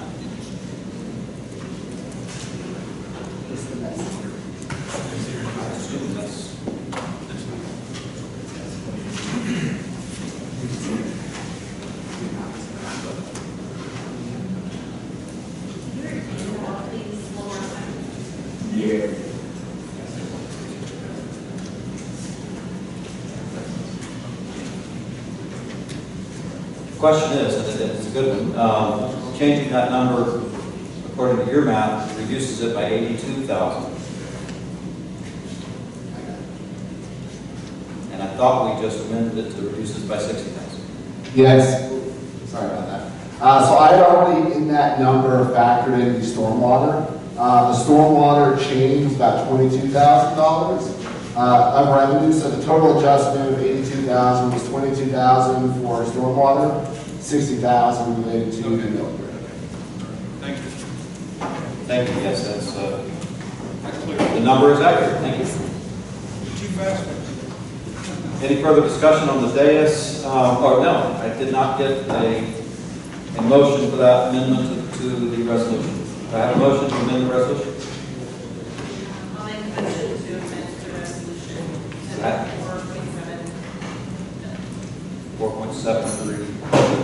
Okay. And do we have a motion and a second to amend resolution 2023-07 in the amount of from $4,812,000 to $4,730,000. There's a motion on the floor. Any further discussion on that motion?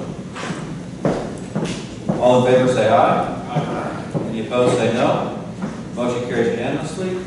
Still have resolution 2023-07 before us. Any further discussion from the commission? Yes. Okay.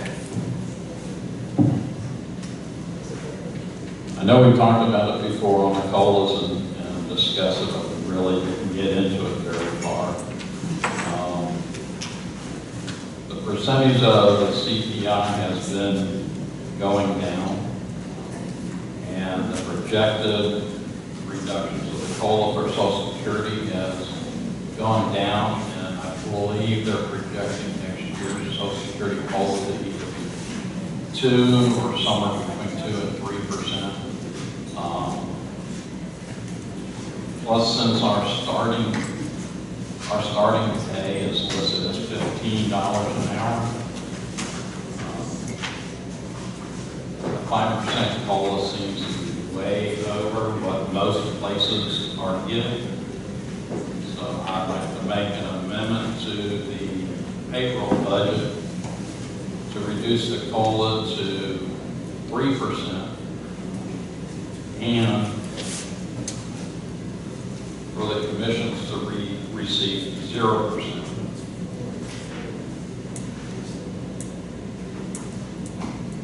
I'll second.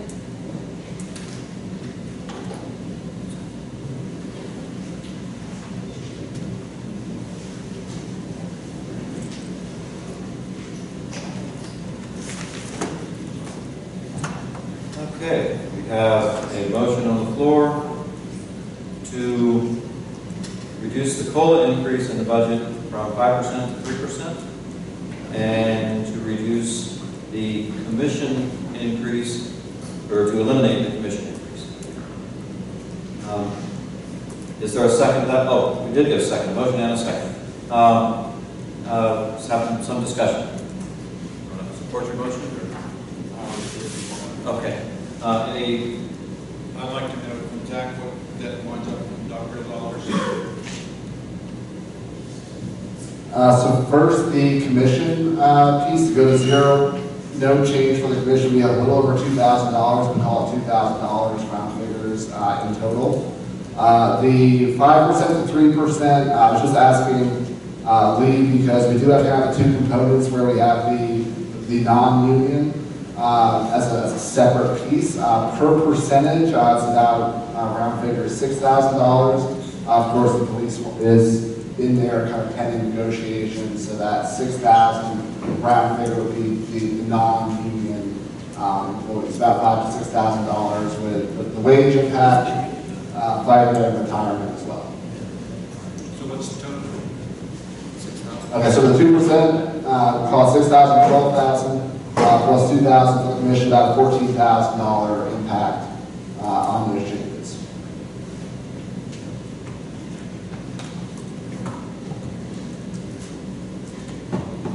So it'd be 12,000 amongst the employees and 2,000. My discussion on that would be linked to what I said earlier. The actual rate of inflation, even though you're right, Roger, the COLA is coming down, but I do not believe those numbers in the way they're presented. I heard a great example of that the other day as to how they're massaging the numbers. I mentioned earlier that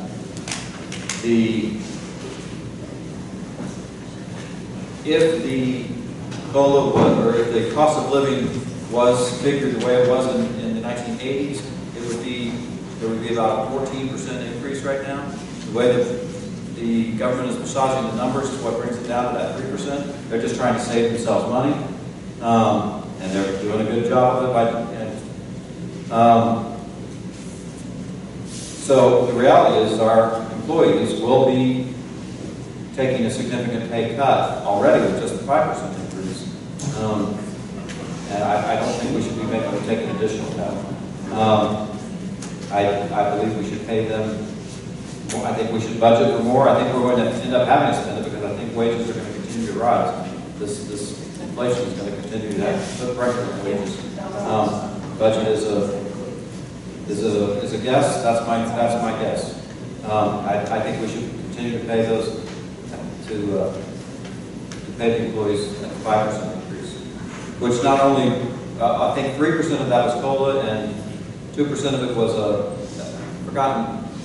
It was an automatic increase of a certain percent plus the COLA. We just list them as one. In most cities, the COLA only reflects COLA. Ours reflects COLA and a step increase.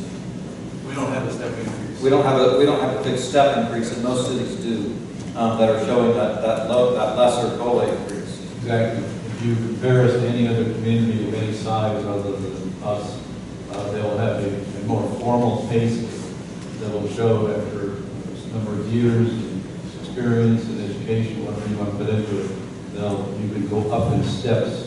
And then occasionally the city will take the entire step plan and raise it by cost of living. But we don't have that. We only have cost of living. So we have to try to keep current with that. There is also a union contract which you will have next month, I hope. And it right now it will have an increase larger than 5%. To consider for policemen. So that's a factor as well, creating a disparity in increases between the union workers and non-union workers. It's just part of the discussion. We have about 3,000 homes in Lake Helen that pay out all taxes somewhere in that neighborhood. We have 3. Just trying to do some quick math. We have 3,021 people, approximately 1,200 homes. 1,200 homes. So it's 14,000, 1,200 homes is a little over $10 a home. That's savings. Okay. I don't want to say any more constituents taxpayers. $10 a year at the expense of our employees. I guess simply the way it is.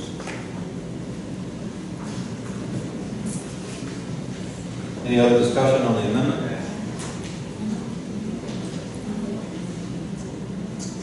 So the amendment before us is to reduce the COLA to 3% and reduce the commission increase to 0%. That's what we're voting on now, is that amendment. All in favor say aye. Aye. Any opposed, say nay. No. No. Motion fails. Roger Eckert voted aye. The other commissioners voted no. So we're back to resolution 2023-07. Is there further discussion on this? I'd like to make an amendment that the commission receives 0 increase. A motion and a second to reduce the commission increase to 0. Any discussion on that?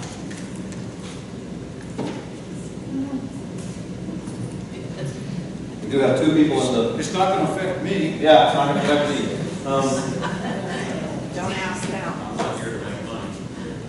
Okay, so I think that's probably enough discussion. I think we all know where this is going. I'll call the question. All in favor say aye. Aye. Any opposed say no. Motion carries unanimously. Wait, did you say that? Oh, you were just playing. Okay. Motion carries unanimously. So we have reduced the commission increase to 0%. Eliminated the commission increase from the budget.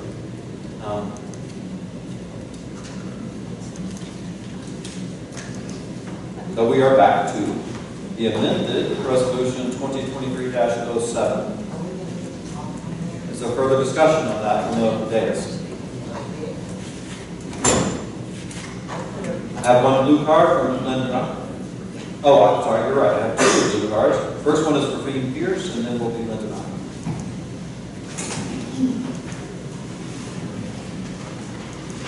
The first thing I want to say is the cost of living goes up for everybody, not just the city employees. It goes up for everybody.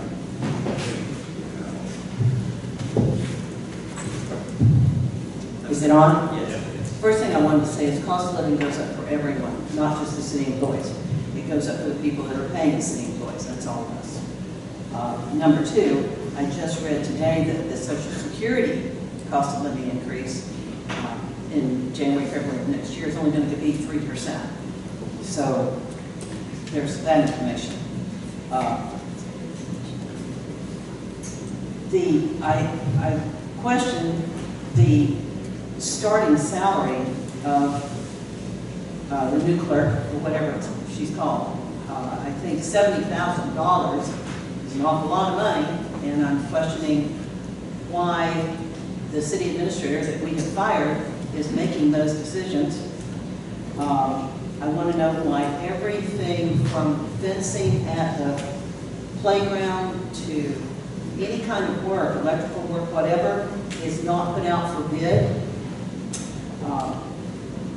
This business of this Waste Pro contract not having gone out like it should for bid, I just don't understand why all work that we pay for does not go out for bid. Just because a person lives in Lake Helen doesn't mean they should be getting the city work. That doesn't make any sense to me.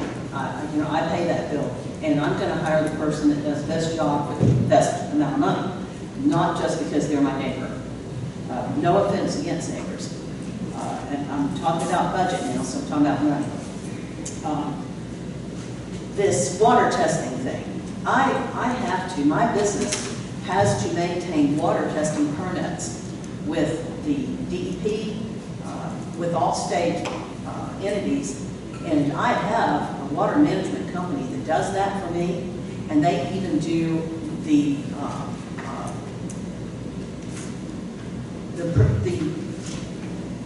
I guess the best way to put it, because it's done on different levels, but everything that needs to be provided to state to support those permits and to be approved, they do it all for me. I do the testing that gets sent to those labs each month, but I do not spend $4,300 a month for the water testing, and it is specific to the water that is in outfalls that are going into Lake Monroe. So I really feel like it's apples and apples, and I do not understand $4,300 a month. Apples, because you're not missing out. We're guys. we are guided by the municipality of the city of Sanford. Yeah, my company. But your company is not a municipality. I would like to see that, because I think we could do better. That was put out there. Yeah, I think that we could do better on that. Well, one of the problems which we did do better before this company was here. Yeah. I think we were paying $28,000 for the last company, but there was an absolute uproar in the community over the quality of water, et cetera, et cetera, et cetera.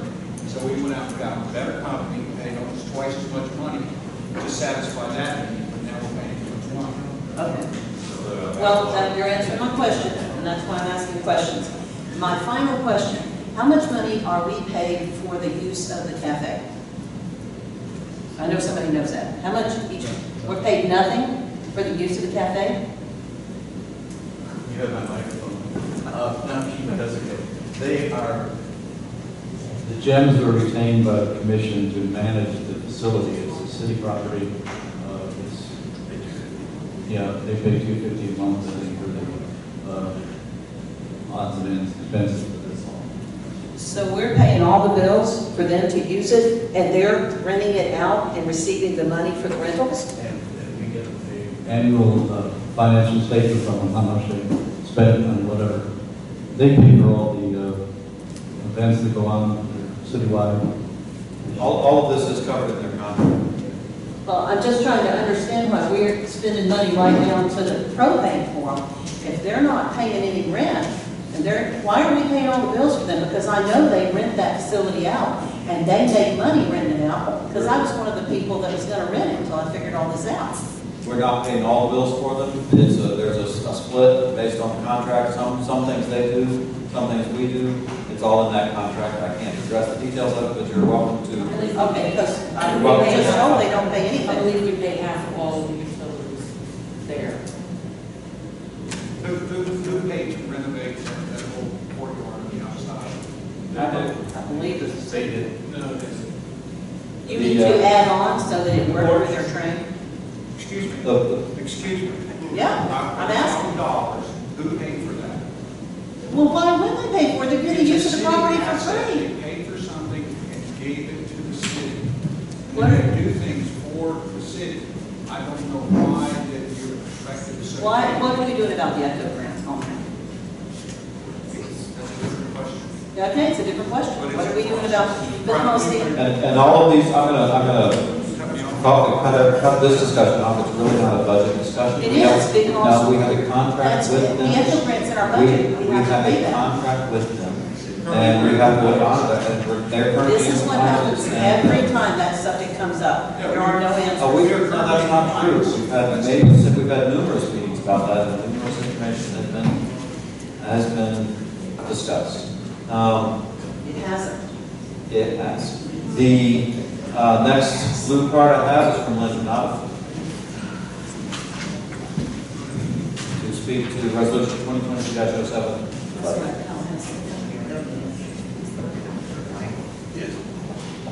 Okay, my first question is, I realize that this budget is going to be amended, correct? Yes. The payroll portion of it, is that going to be amended? We have not amended that yet. That amendment failed, so the only part of the payroll that will change is the commission. Right, okay, so that's good. I think that you might want to go back and look at the employees that are listed. I mean, we've got Sharon Hall, who retired at $51,000 listed in this budget. But the reason it's still in there is because, as Rick was saying earlier, there's employees that need to be replaced in this department. So, Can't hear you, Rick. you can't hear me? I said, The reason that those numbers are still in there is because the employees no longer here. The budget line item is there because there are positions that need to be filled. Okay, I get that. Okay. Okay, I get that. Okay. But we're really not going to bring a new employee in at $51,000. We might have to pay more. We have got something in the budget. Yeah, that doesn't make sense.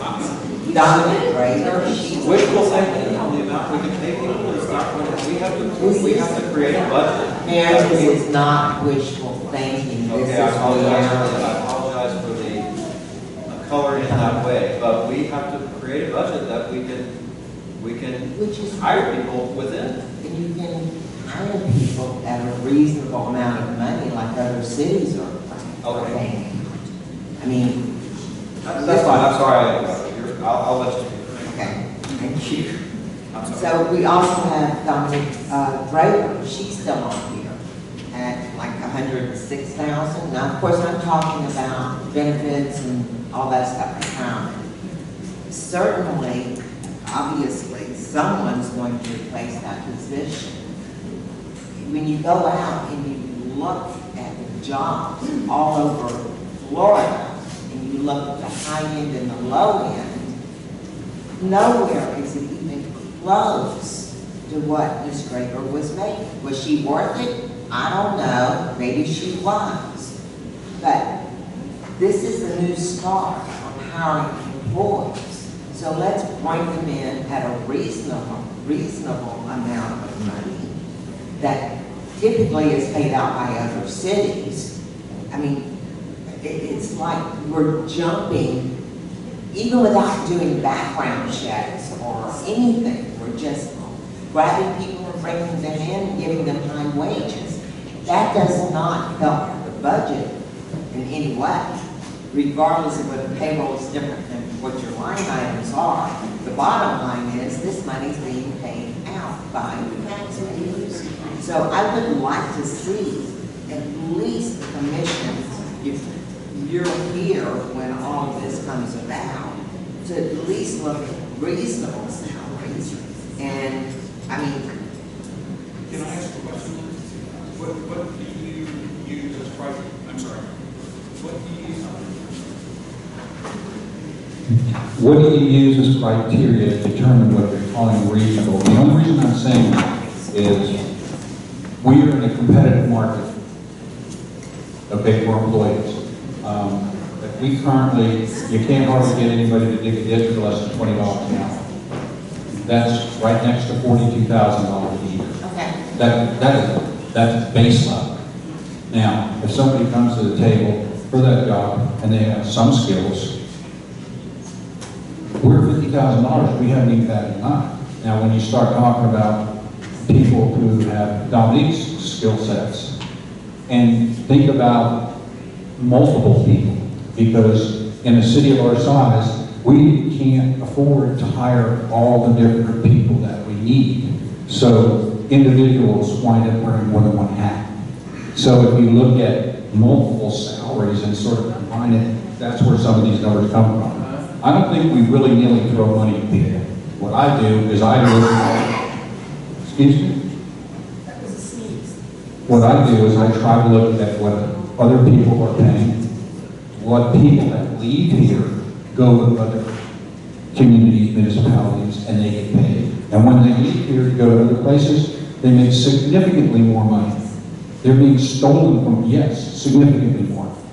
I have an argument for that. Well, that's okay. By and large, that's been the case. Okay. And so, if you want good people and you're going to keep good people, you have to pay good people. And we don't do that for But us. we don't know whether we're even getting good people because we don't check out anything. Well, okay, let me give you my argument. Go ahead. As a person who is out being a job seeker, I would prefer to come to Lake Helen and work at $20 an hour in a small town where I don't have to get on I-4, I don't have to pay for the gas, I don't have to pay for the parking in Orlando. I did that for years. This is like a dream world of a place to work, you know, because it's very relaxed, very good. I guess that's why your boys keep living here. It's a dream world. That's why I stayed 29 and a half years, because I didn't have all the upkeep on a vehicle. I could run home at lunchtime. I didn't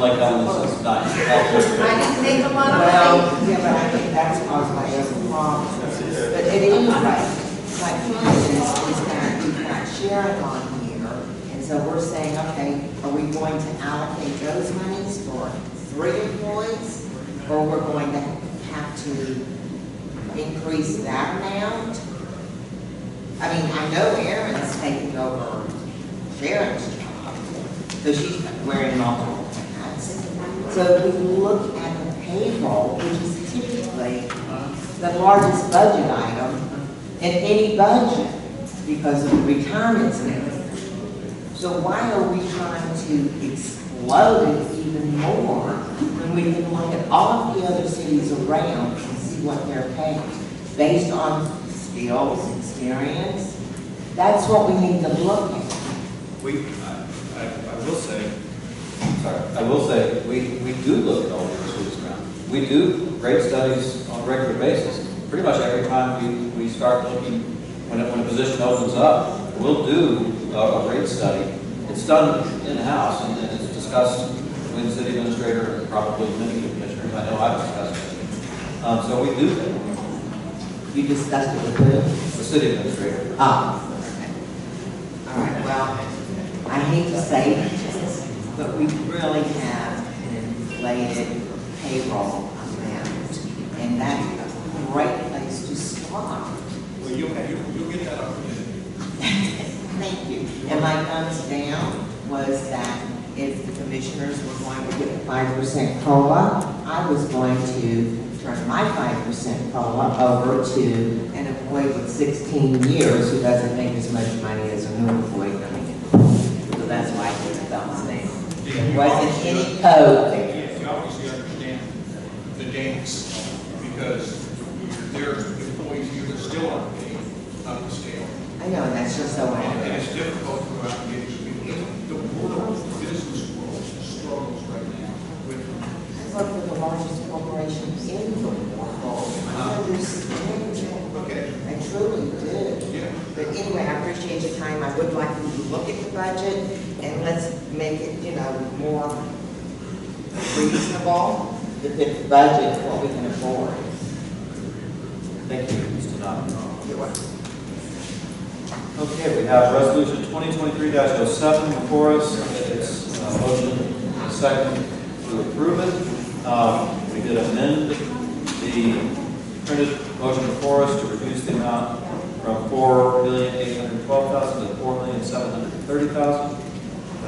And we amended it to eliminate the increase for the commissioners.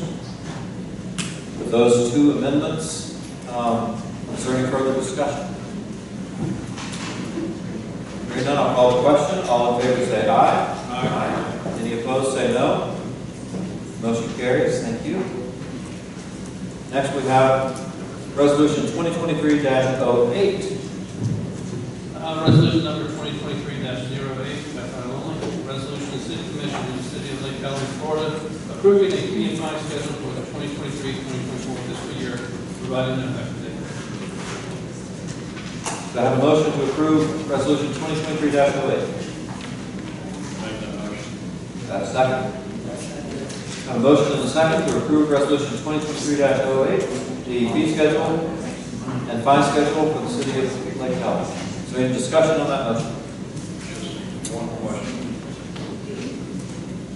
Is this the same as it's been last year or any changes? The only change is we altered the water rates to conform with the Commission's resolution in 2019 to adjust it by cost of living. That's, other than that, all the other fines and charges remain unchanged. So could you give us what the rate will be? The increase was 5.03%. 5.03? Right.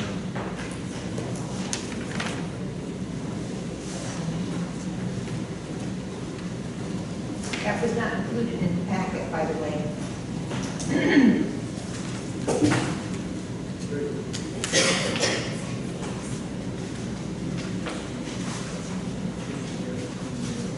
Okay, we have resolution 2023-08. Is there any further discussion?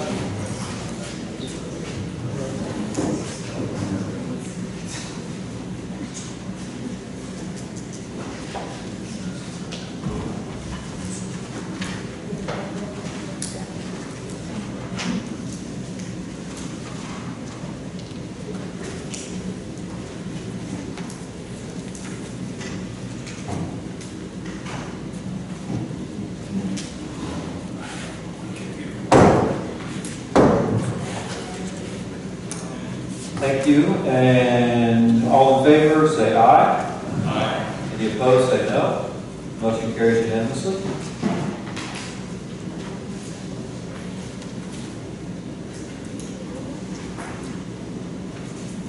Next is item 9F, selection of an executive search firm. As you know, we voted as a commission to engage an executive search firm, or to put out the bids from an executive search firm. We have gotten 2 back. Mr. City Administrator, I'll let you introduce it. That's basically the story there. The commission approved the RFP. We distributed the RFP to 80 firms. We had interest from 8, and we finally had presentations from 2. We reproduced those for you. We did not reproduce these for the general public simply because of the size. They are public documents. Anybody's entitled to look at them at any time. They have 2 prices, varied prices, I should say. One is $25,000, one is $32,000.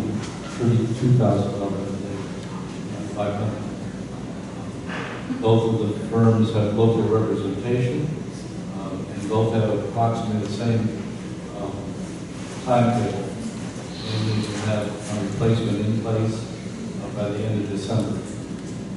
So it's up to the commission on how you wish to proceed. We did make a decision prior to that you wish to go with a private consulting firm as opposed to the senior advisors that are on FCCMA. So we have those 3 options before us, basically these 2 firms and also senior advisors is still on the table as an option for the commission. We could still do that. Just to start off discussion, I'll start. I did read through both of them. Probably didn't read every word, but I read a lot of them. And the one that's more expensive from Behringer, Basinger, was, I thought, much more clear and cohesive and much better presentation than the other one. They are more expensive, but I was much more impressed by their presentation. That was my first impression. I'll turn it over to anybody on the commission to address it.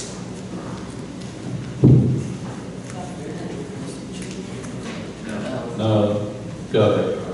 That's about $25,000. I read through them too, and even though Helen and Benzinger is very impressive and everything, GovHR is used by a lot of local municipalities, including Ponce Inlet. One of the members of GovHR lives in Ponce Inlet, so he is very local. And Cookie would probably know him, Jim Denny. Yes, we do. And he used to be the county manager. So, I contacted the mayor of Ponce Inlet, and this packet didn't include her letter that I could see, but she was very impressed and supportive of all the work they did. She said that any questions she had, she'd call him. He was right there, answered her, gave her the information and everything. He was, all supportive, and the amount of work that they did, that the city received from that company was outstanding, according to her input. Anyway, that's my deal.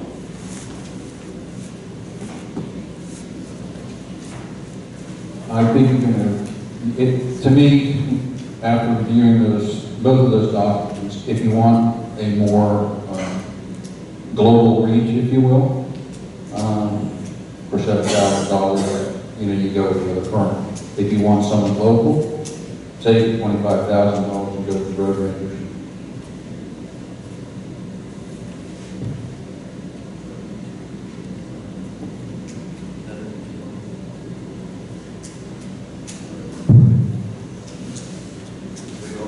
we have these basic options before us. Any further, well, we don't have discussion, we need a motion.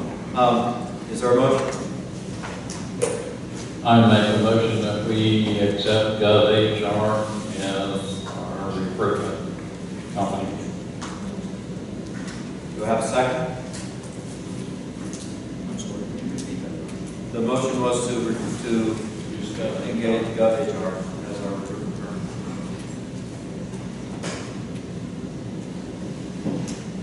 No motion, do we have a second?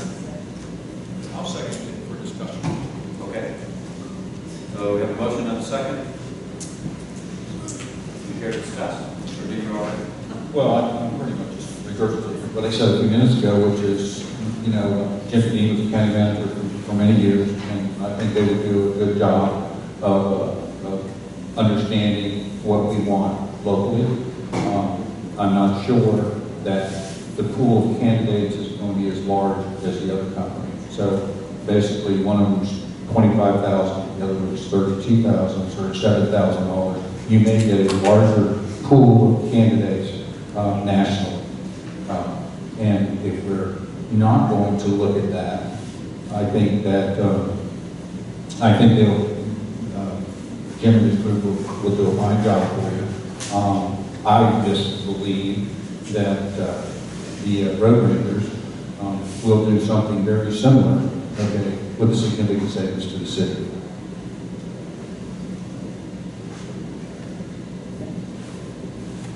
When I talked to the mayor of Ponce Inlet, she said that they do have a global reach out of it, and the reason why they selected this company to do it was because the other company they had to choose from was out of Texas, and I think ours is out of Illinois, or no, Daytona Beach. And the GovHR, the representatives there, understood what the state's requirements were for the Sunshine Law and all that, so when they got the candidates and everything, they were able to explain to them all those requirements and everything, and which made the process of the selection and everything a lot easier and more smoother for the company. And I know the other company would be able to do the same thing, but to me, as far as the outreach and everything, they're both the same. They both have the same capability of the outreach. And I think somebody that understands more of the local communities, like the representatives from GovHR do, would be more advantageous to our needs. But this other company is from Daytona. Yeah, I'll point you to page 96 and just do a quick, page 96 of your packet, it's A3 of theirs. If you just scan down through there, there's a whole lot of FLs. Go to the next page, there's a whole lot of FLs. They understand Florida very well and the Sunshine Law. I believe they could cover those things. And you're right, that's a consideration. But I believe this company could cover it as well, and I think they will. Anyway, I still am leaning towards basic.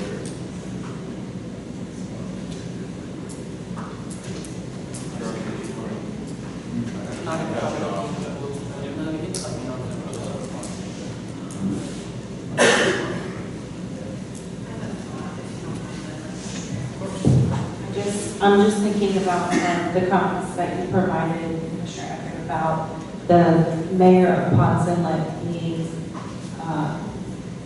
satisfied with the service that was provided. This is not to say that it was not, but if you're living within that city, I would expect that the level of service is going to be very high. So I don't know that it would be any different here, but that's just an observation I wanted to throw out.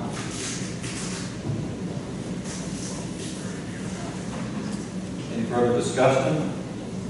Motion before us is to approve GovHR. We can vote that in, or we can deny this motion and have that in any different motion. So I'll call the question on this motion. All in favor say aye. Aye. All opposed say no. No. For the record, Commissioner Eckert voted aye, and the other commissioners voted no. Motion fails. Do I have another motion?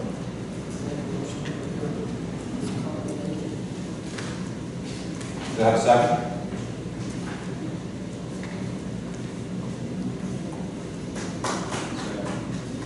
I have a motion and a second to go with Colin Basinger and Associates.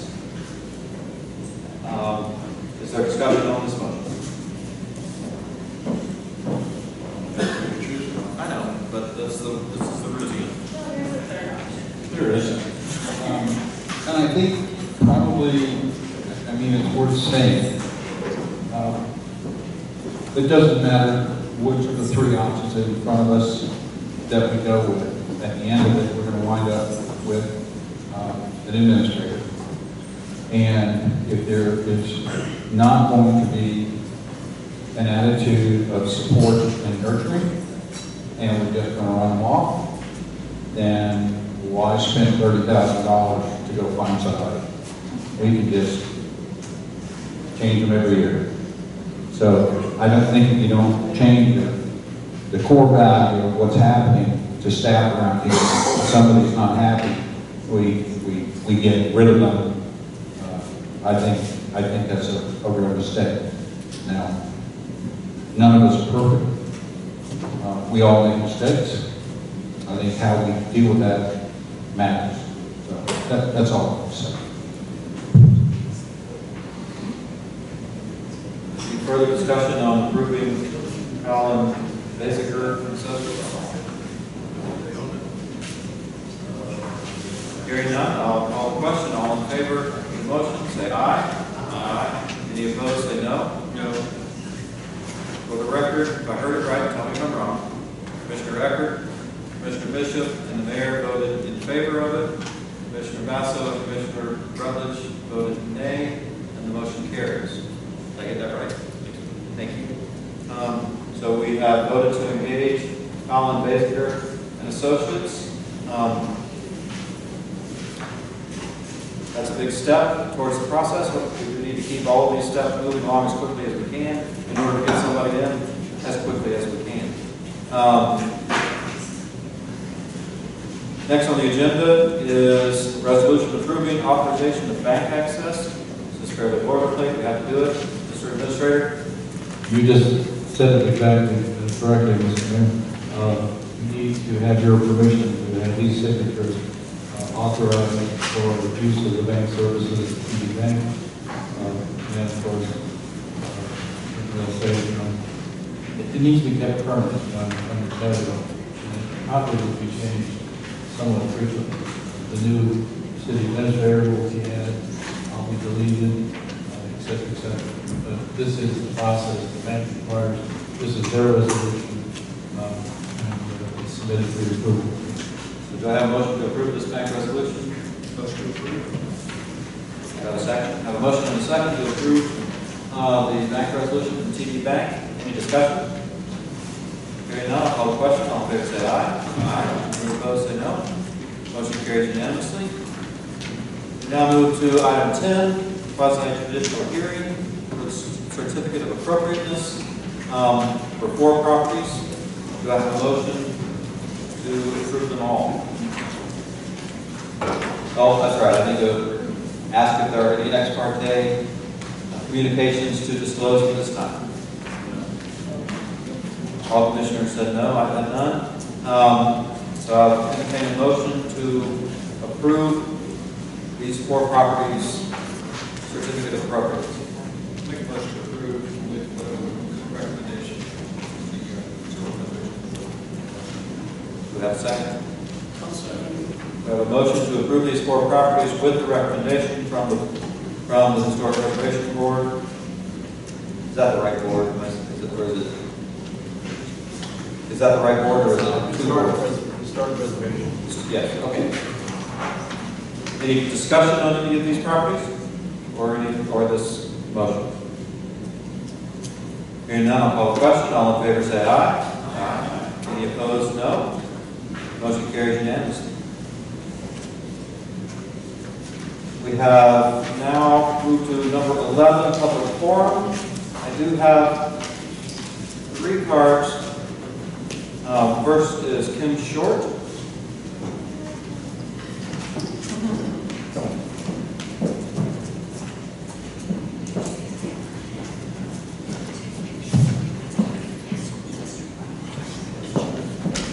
And if you would state your name, grab the mic, and state your name and address for the record. Sure. My name is Kim Short. My address is 6089 Spruce Point Circle, Port Orange, Florida. I'm here to address you guys so you guys can all hear about this new position that Volusia County Schools has started. 2 years ago, we started one for the east side of the county, but it was just specifically for the Daytona area. My job is the community involvement specialist, and I'm strictly for the west side. I've got 10 focus schools, so I've got 3 schools in Deltona, 3 in DeLand, Orange City Elementary, 2 in Pearson, both schools in Pearson, and then McGinnis, which is in Fairfield Springs. But I will be also helping with other things that have gone on. Just a little background on me. I think I'm the only person who's ever substitute taught in all 67 of our public traditional schools. So I have taught substitute taught here in Volusia County. I've subbed everything in pre-K through seniors in high school. And in this role, I will be basically working with our schools to match their needs with our city councils, with our chambers, rotaries, which that's a fun thing to find out about. You've got, learning about the west side after living on the east side. I didn't know we had like a DeLand breakfast rotary and we had a DeLand rotary. I mean, these are fun things to find out, right? So I'm just basically getting out into the community and figuring out what everybody has as a priority and what it is that we can do. We're working on starting an ag farm that we just like what George Marks has over at Pearson Elementary School. DeLand Kia just gave, and I just started on August 22nd. So DeLand Kia just gave 4 beautification grants for 4 of our elementary schools over here. So we're working on that. I'm working on what I'm calling a flipped approach to trying to get some academy started at Taylor Middle High. And so I've got some people from the chambers who are involved with me on that. And we've got a few other projects that we're going to be working on. And so I really just want to make sure that I introduce myself to all of you and so you know who I am and then you have contact, because a lot of this is just in case I've got people in any of the communities on the west side that have questions about the schools. I want to make sure that they know I'm going to get in contact. Okay? Does anybody have any questions for me? Thank you very much. You're welcome. For coming to speak with us. We very much appreciate it. You're welcome. And good luck. And if you need anything from us, please feel free to call us. Thank you. I mean, if you ask us, we'll have to discuss it as a committee if they really get scared. But feel free.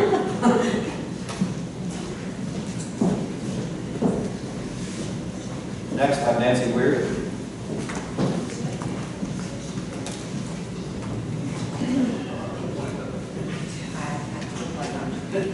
I'm here tonight to ask you all to waive the fees for the registration for the citywide yard sale. All the people that are participating this year. We are having our 6th annual. We are 4 weeks away. I'm sorry, what, 6th annual what? I missed. 6th annual Lake Helen Little City Big Sale citywide yard sale. Okay, well, Yes, it's a mouthful. yes. So every year I come before you, it's just a formality for you to waive the fee that they would typically pay. I think it's like $5 for all the applicants that we can. We have, just standing up, proceed. We haven't done this Every year. It's just. Do I have a motion? Yeah. I have a motion and a second to waive the fee for what she said. And all in favor say aye. Aye. Any opposed? No. Motion carries unanimously. Thank you, Nancy. Thank you. And I'm sorry, Roxanne, you have the actual thing we just agreed to, or you can call Nancy for the real thing. Thank you. And last yellow card I have in Pierce. She left. She left. So next is commission reports by zone, but before we get to that, we're going to take a 5-minute recess.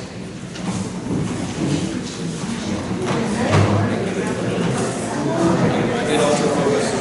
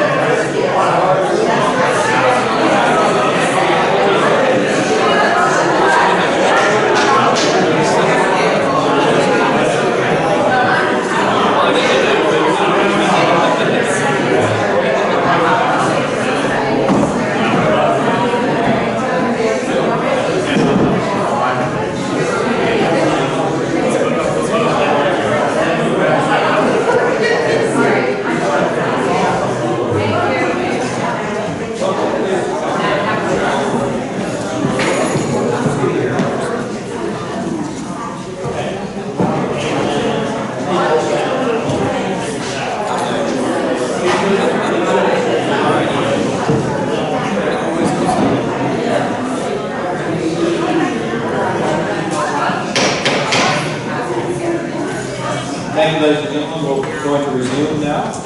I appreciate your patience with us. Next on the agenda is city or commission reports by zone. We'll begin with zone 1. Thank you, Mayor.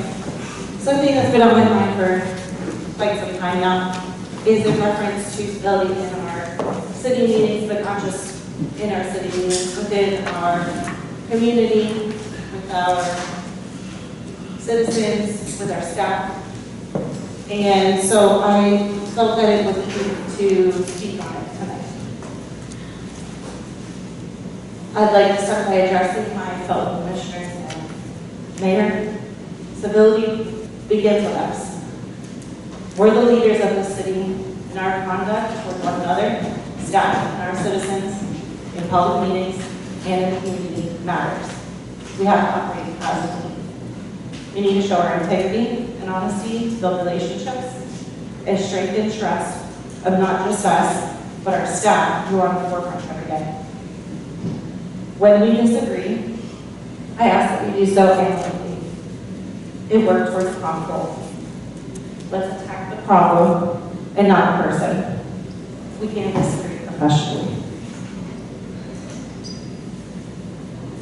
Let's look for the common ground and the shared values. Above all, show respect and execute self-control. I believe that we should adopt a policy including provisions against attendees and or commissioners from having violent, rigorous behavior, that is disruptive to the management of our meetings. This way we can focus on our business. It could be verbal or physical threats, boisterous language, not following preset time limits, or other behaviors that are just generally disruptive. I believe a warning should be given, and then the party from the meeting. I hope you all will take what I've said to heart. This is not against any one person. I sit up here as well, and if I'm not going to be part of the solution in healing our community, then I'm part of the problem. That's why I wanted to bring this topic to light tonight. It's not a comfortable topic, nobody ever wants to talk about it. But I would love to see our community healed. And this last election was a rough one, and there were things that were said that were, in my opinion, and for my own self, across the lines, that I saw on social media, that I heard with my own ears. And I don't agree with that. Where the people who are running are doing so because we want to help in our community, and at least speaking for myself, that's why I'm here. I believe in this community, I love this community, and I know that all of you do too. I appreciate the passion, and we're not always going to agree. I just hope that we can do so amicably when we do disagree.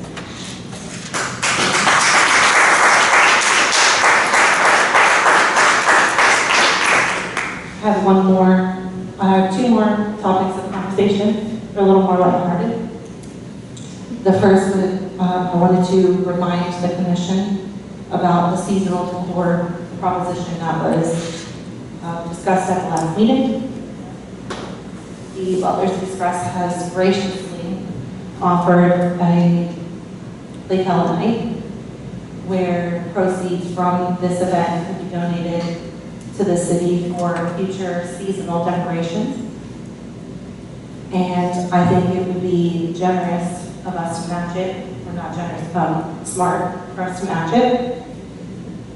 This is not something I'm looking for a motion or decision on tonight, but we are looking now to there about the seasons soon. So I would ask that we consider this more seriously by the next meeting. And I would like to, at the next meeting, hopefully direct staff to work on an agreement in which that this could be possible. The last order of business I wanted to address is Arbor Day. I know we've got quite some time until January, but I wanted to see if we could get a consensus about using the vendor from last year in order to start looking at prices and bring back a price on what that would look like. Of course, if it's all right with the commission, the will of the commission, I would be happy to spearhead this and kind of take off down the road with it a bit and bring it back to the board for approval. I would do help with the fundraising, etc., help staff. But hoping to get a bit of a consensus so that staff can be directed to investigate the vendor fund issue, which is Flowing Well Nursery in Pearson.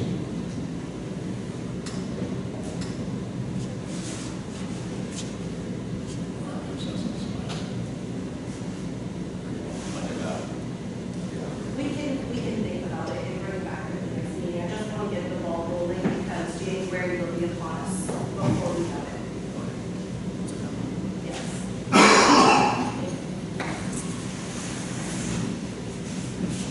All right, the first one I want to address is there's been a lot of talk about the election and the problems with our charter and what it says in our charter. It's in conflict with the state law, and so whenever there's a conflict, state law takes precedence.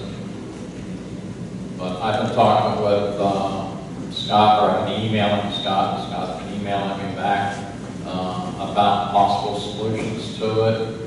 So I would like to have a workshop sometime soon so we can address these issues and get it straightened out for any future elections that come up.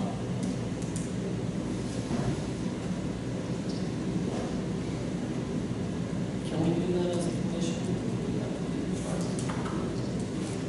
We can do it as a commission, or we can select a committee to do it, and it's only like one or two sections that needs to be addressed. One of them I think will handle all of it, but Scott said there might be more. Yeah, there's some, as I said before, our charter is not a model of clarity. Actually, the election part of it is one of the areas that does need a lot of help, especially with conflicting provisions in there. And it would be, but I think it would take a charter amendment. You don't have to do a charter review. Y'all can propose yourselves, come up with a proposed amendment to the public on the election provisions. There's several areas that need to be cleared up. In some areas, it could be maybe more clearly written. The process about taking office, you kind of read your way through it, which I did. I think it's pretty clear how it's supposed to work, but it could be written clearer. You just got to jump about around in a bunch of sections. But there's so many places in our charter where it talks about just odd-year elections, biennial elections, but we have 2-year terms and staggered terms. And there's just no way to comply with those things. They're completely inconsistent. There's qualifying provisions in our charter that we don't comply with because we did the unified election date. That's actually referenced in our charter. For some reason, that part of the charter, the little qualification wasn't changed. So I could send y'all a memo on the analysis. I could go over tonight. However you want to do it, or at the workshop, which Roger's recommending. That's probably the one area of the charter that has the most conflict and inconsistencies that would be cleared up that could help avoid any confusion. And probably the other thing that I would do, this we don't have to do a charter review on, because there was also questions about our canvassing board. I would recommend we adopt an ordinance identifying how that canvassing board is going to be. Yeah, a little bit of policies. Yeah, but it's better to adopt it by ordinance because the way the state law is written, it says the election code applies to municipal elections unless a charter provision or ordinance says otherwise, unless the state law election code says it specifically applies to municipalities. That's basically the way the law is written. So I think if we want to, there is no provision in the charter or in the state law about how canvassing board for a city is elected. Every other year, we use the county's canvassing board. The state law does set out how the county canvassing board is elected. It's not appointed by the county council. The state law says who serves. You got to work your way through conflicts and everything before the county council will select somebody. We could adopt an ordinance that somewhat mirrors what state law says the canvassing ordinance. And so it wouldn't take an appointment, every time it comes around, it's that the people are designated to serve. And then it's not taken action by the commission to do that. I only have one question in my head, because basically what the state law says is you take the county chairman, which would be our mayor, equivalent. You take the supervisor election, we have a city clerk, city administrator, equivalent, and you take a judge. Well, now that creates the issue. I don't know that we can adopt an ordinance directing a judge to come and sit on our canvassing board. The closest thing I came would be your city attorney would sit on the canvassing board.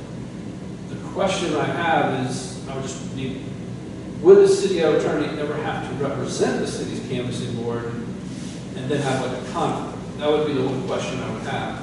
But we would want 3 members, and we would have to pick, I don't know if we could get a judge to do it, or I don't know that they would respect our ordinances. That would be great if it would, but if not, we just have to come up with a 3rd person. And it wouldn't come back to the commission every odd year for appointment. It is designated by ordinance. In an even number of years, we would use the county's canvassing board. In an odd number of years, these positions serve. And that's an option. And we can always adopt an ordinance where it comes back to the commission for you all to appoint somebody. But I assume that year that you're talking about that we do it, that would not be the year that the mayor actually runs for office. When the what the state law provides is that when the mayor or the supervisor of elections, both of those do run, when they're up for election, they appoint somebody else to serve. So the mayor would appoint another person on the city commission to appoint. We wouldn't have the clerk issue because our clerk doesn't run for election. So the mayor would just appoint someone else to serve from the commission. It's one option. There's others probably. We can always have staff look at seeing how other cities appoint their canvassing board when they do it. But I think a lot of them counties. Could we simply appoint commissioners that aren't currently running? So we have 2 or 3? You could, but I would do it. My recommendation would be let's adopt an ordinance on how to do it as opposed to doing it ad hoc. Well, we can get into it in depth. Yeah. We got our workshop. Yeah. Okay. I'd like to recognize Lisa Lewis. Lisa Lewis, present elections. When Mr. Simpson was talking about checking into other cities, I will tell you that we also have another city that is on the odd year, Ponce Inlet.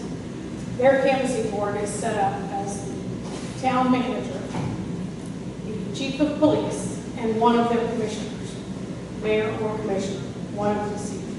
Now, we just had a special election for Port Orange, which they're normally an even year, but for the last 3 odd years, they've had a special election. And so their canvassing board is just appointed by their commission.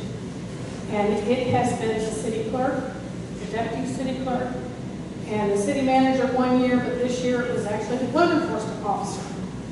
So no elected official for that canvassing board. And when you're talking about the mayor, maybe your mayor is the odd year running, so it would probably never be the mayor unless you were unopposed, somebody who's unopposed. But that is how they do it, is they just have a member of that. And I will tell you, one of the other cities, and I think you may remember Holly Hill, they were on the odd year. Okay. When they were the odd year, they had, I think, 5 members of the canvassing board, and one of them I remember being a citizen. They always had, because his name was Snake. Oh, Snake is. Yeah. Snake's welcome. And I think the city manager was one, and then they had a few commissioners. So it is across the board with the cities when they all used to be on the odd year.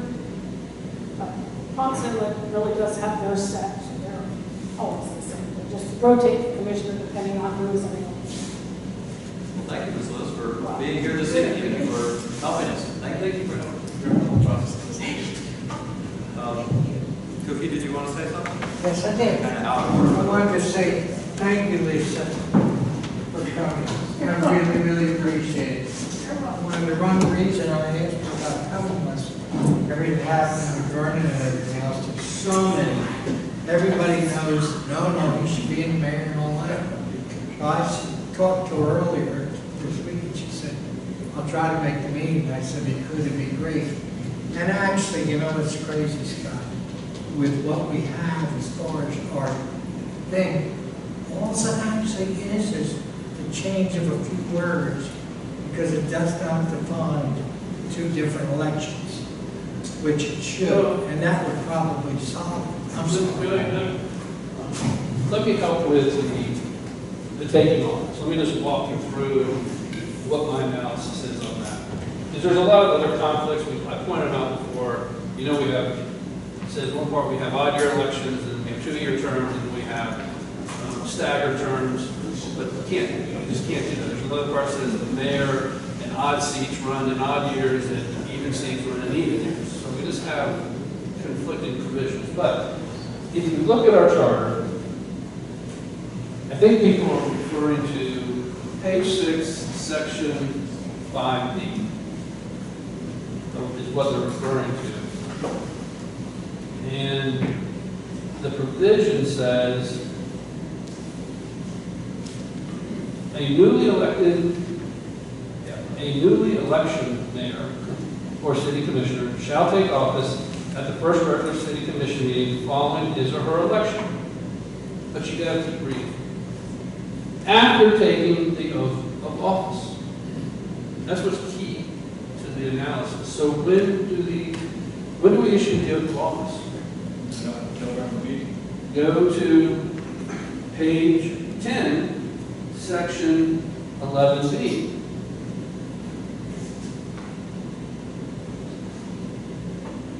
That deals with the organizational meeting. The newly elected commissioners shall be installed. Now we have a different word. We have elected and installed. If elected in a regular biennial election, well, that's wrong. We don't have biennial elections. On the first Thursday after the first Monday following the regular biennial election. We don't have biennial elections, so the regular election. When do we have our regular election? Then you go to page 15, section 18D.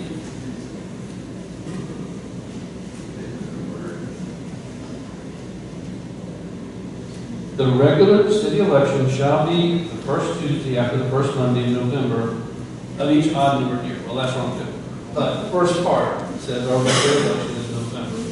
And so if you go back to that section of 11B on page 10, it says, the city commission shall elect the vice mayor at the organizational meeting after elected or re-elected mayor commissioners are inducted into office.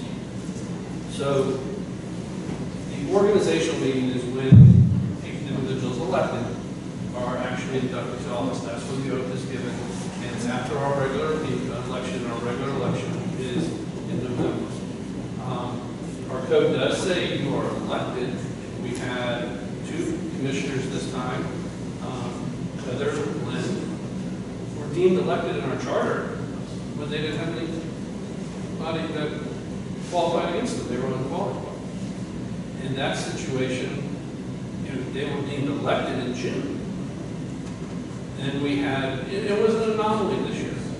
We had 3 people qualifying for one office. After qualifying, one person withdrew. Now we had 2. Normally, if we just have 2 people for an office, we don't have a primary election. We have a regular election in November. So we contacted supervisor elections, told that by the time that occurred, it was too late to change our election day. What I was told is that staff talked to, I guess, Ms. Lewis, and by that point, we had all, I guess, the ballots were issued, printed. It was too late to change and withdraw from having a primary election and go into a general election. So we had to do the August 23rd just because of the timing of it. But the one thing that's consistently clear in our charter is we have 2-year terms. And there's nothing in our charter that allows us to shorten the 2-year term, because if we start saying people are going to be installed or inducted into office in the meeting following when they're elected, you're going to have terms that float somewhere between 1 year, 8 months, 2 year, 4 months, depending on when they are elected. Like Heather and Lynn, would they have taken office in July? That would have been the meeting after they were elected. Well, Heather has a 2-year term. She took office in November of 2021. Are we cutting her term short by a few months? And then when she runs again for a 2-year term in July of 2025, she's up. What happens if somebody's not elected yet? What happens if there's just 2 people running for her seat there? They don't get reelected until the general election in November. So, to my knowledge, I'm not aware of any jurisdiction that has a floating term of office. They have set terms of office. And you usually have a set time. Every place I'm aware of has a set time when newly elected officers are sworn into office. And they may be elected at different times, but they're sworn in at the same time. And that's what I think our charter says. Now, it could be written better. There's no question. Roger and I talked about it. Definitely there's some words that can be put there that Roger suggested that would make it a lot easier to follow. You wouldn't have bounce your way around the charter, that's for sure. And I would really love to clear up this.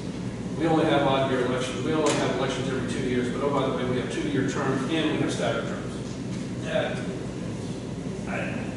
I don't know how that happened. I honestly don't know. But I can't remember. Maybe Rick was. But when I was interviewing for the job, during the interview process, I read the charter before I was interviewed. I told the commission, you got to change your charter. I'm going to be recommending the charter review and the charter amendments because you have inconsistent provisions. And I've been preaching that ever since I was hired to be your city attorney. And I will keep doing it because you have inconsistent provisions. I'm almost afraid to go look to see what was adopted when. Because what if that 2-year term was a typo? And it was 4 years. All of a sudden now the odd-year election starts making a little more sense. I don't know, and it's always the last thing that was adopted that's valid. Now, ever since I've been here, before that, this city was accepting 2-year staggered terms, so somebody made a decision and looked into it. I've never looked into it. Almost afraid to. So, I don't know how we got to where we are in our charter. But I think a good starting point is, as Roger's indicated, let's have a workshop, let's talk about the things that need to be done, and maybe we need to submit another charter amendment. I wouldn't call a special election for it. I would do it at our next regular election and submit just the election language. I mean, we've tried so many times to submit charter provisions to the public, and they don't pass.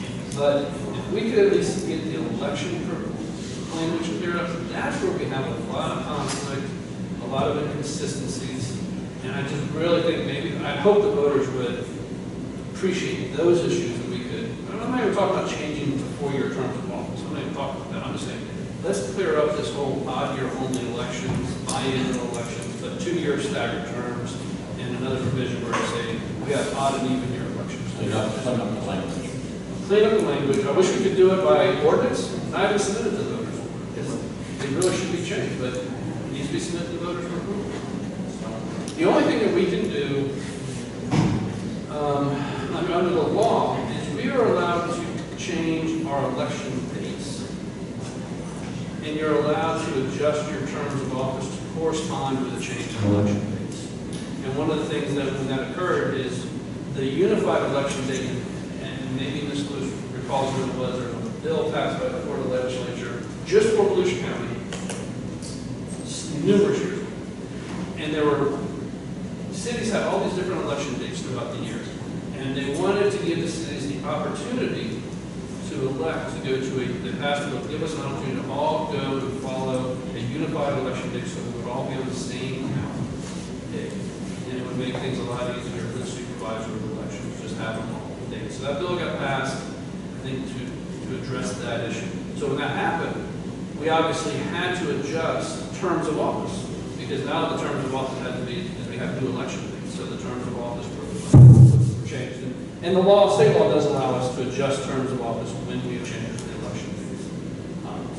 But I agree with Roger, a workshop on this issue would be a great starting point, and maybe we need to, us put together an ordinance and put it on the ballot for next year.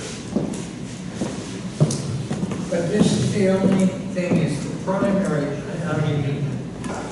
the big problem with this whole election thing this time was because it wasn't, the primary was not defined enough for what is going on. That's where we had the problem. Well, it was pretty well defined. It isn't defined. Well, that's it. If you have 3 or more candidates, you're going to have a primary. The problem is, we started out as Ray, and then it dropped to 2. I understand that. Absolutely. We couldn't switch to the You read the thing, it doesn't. Could we save all the comments for the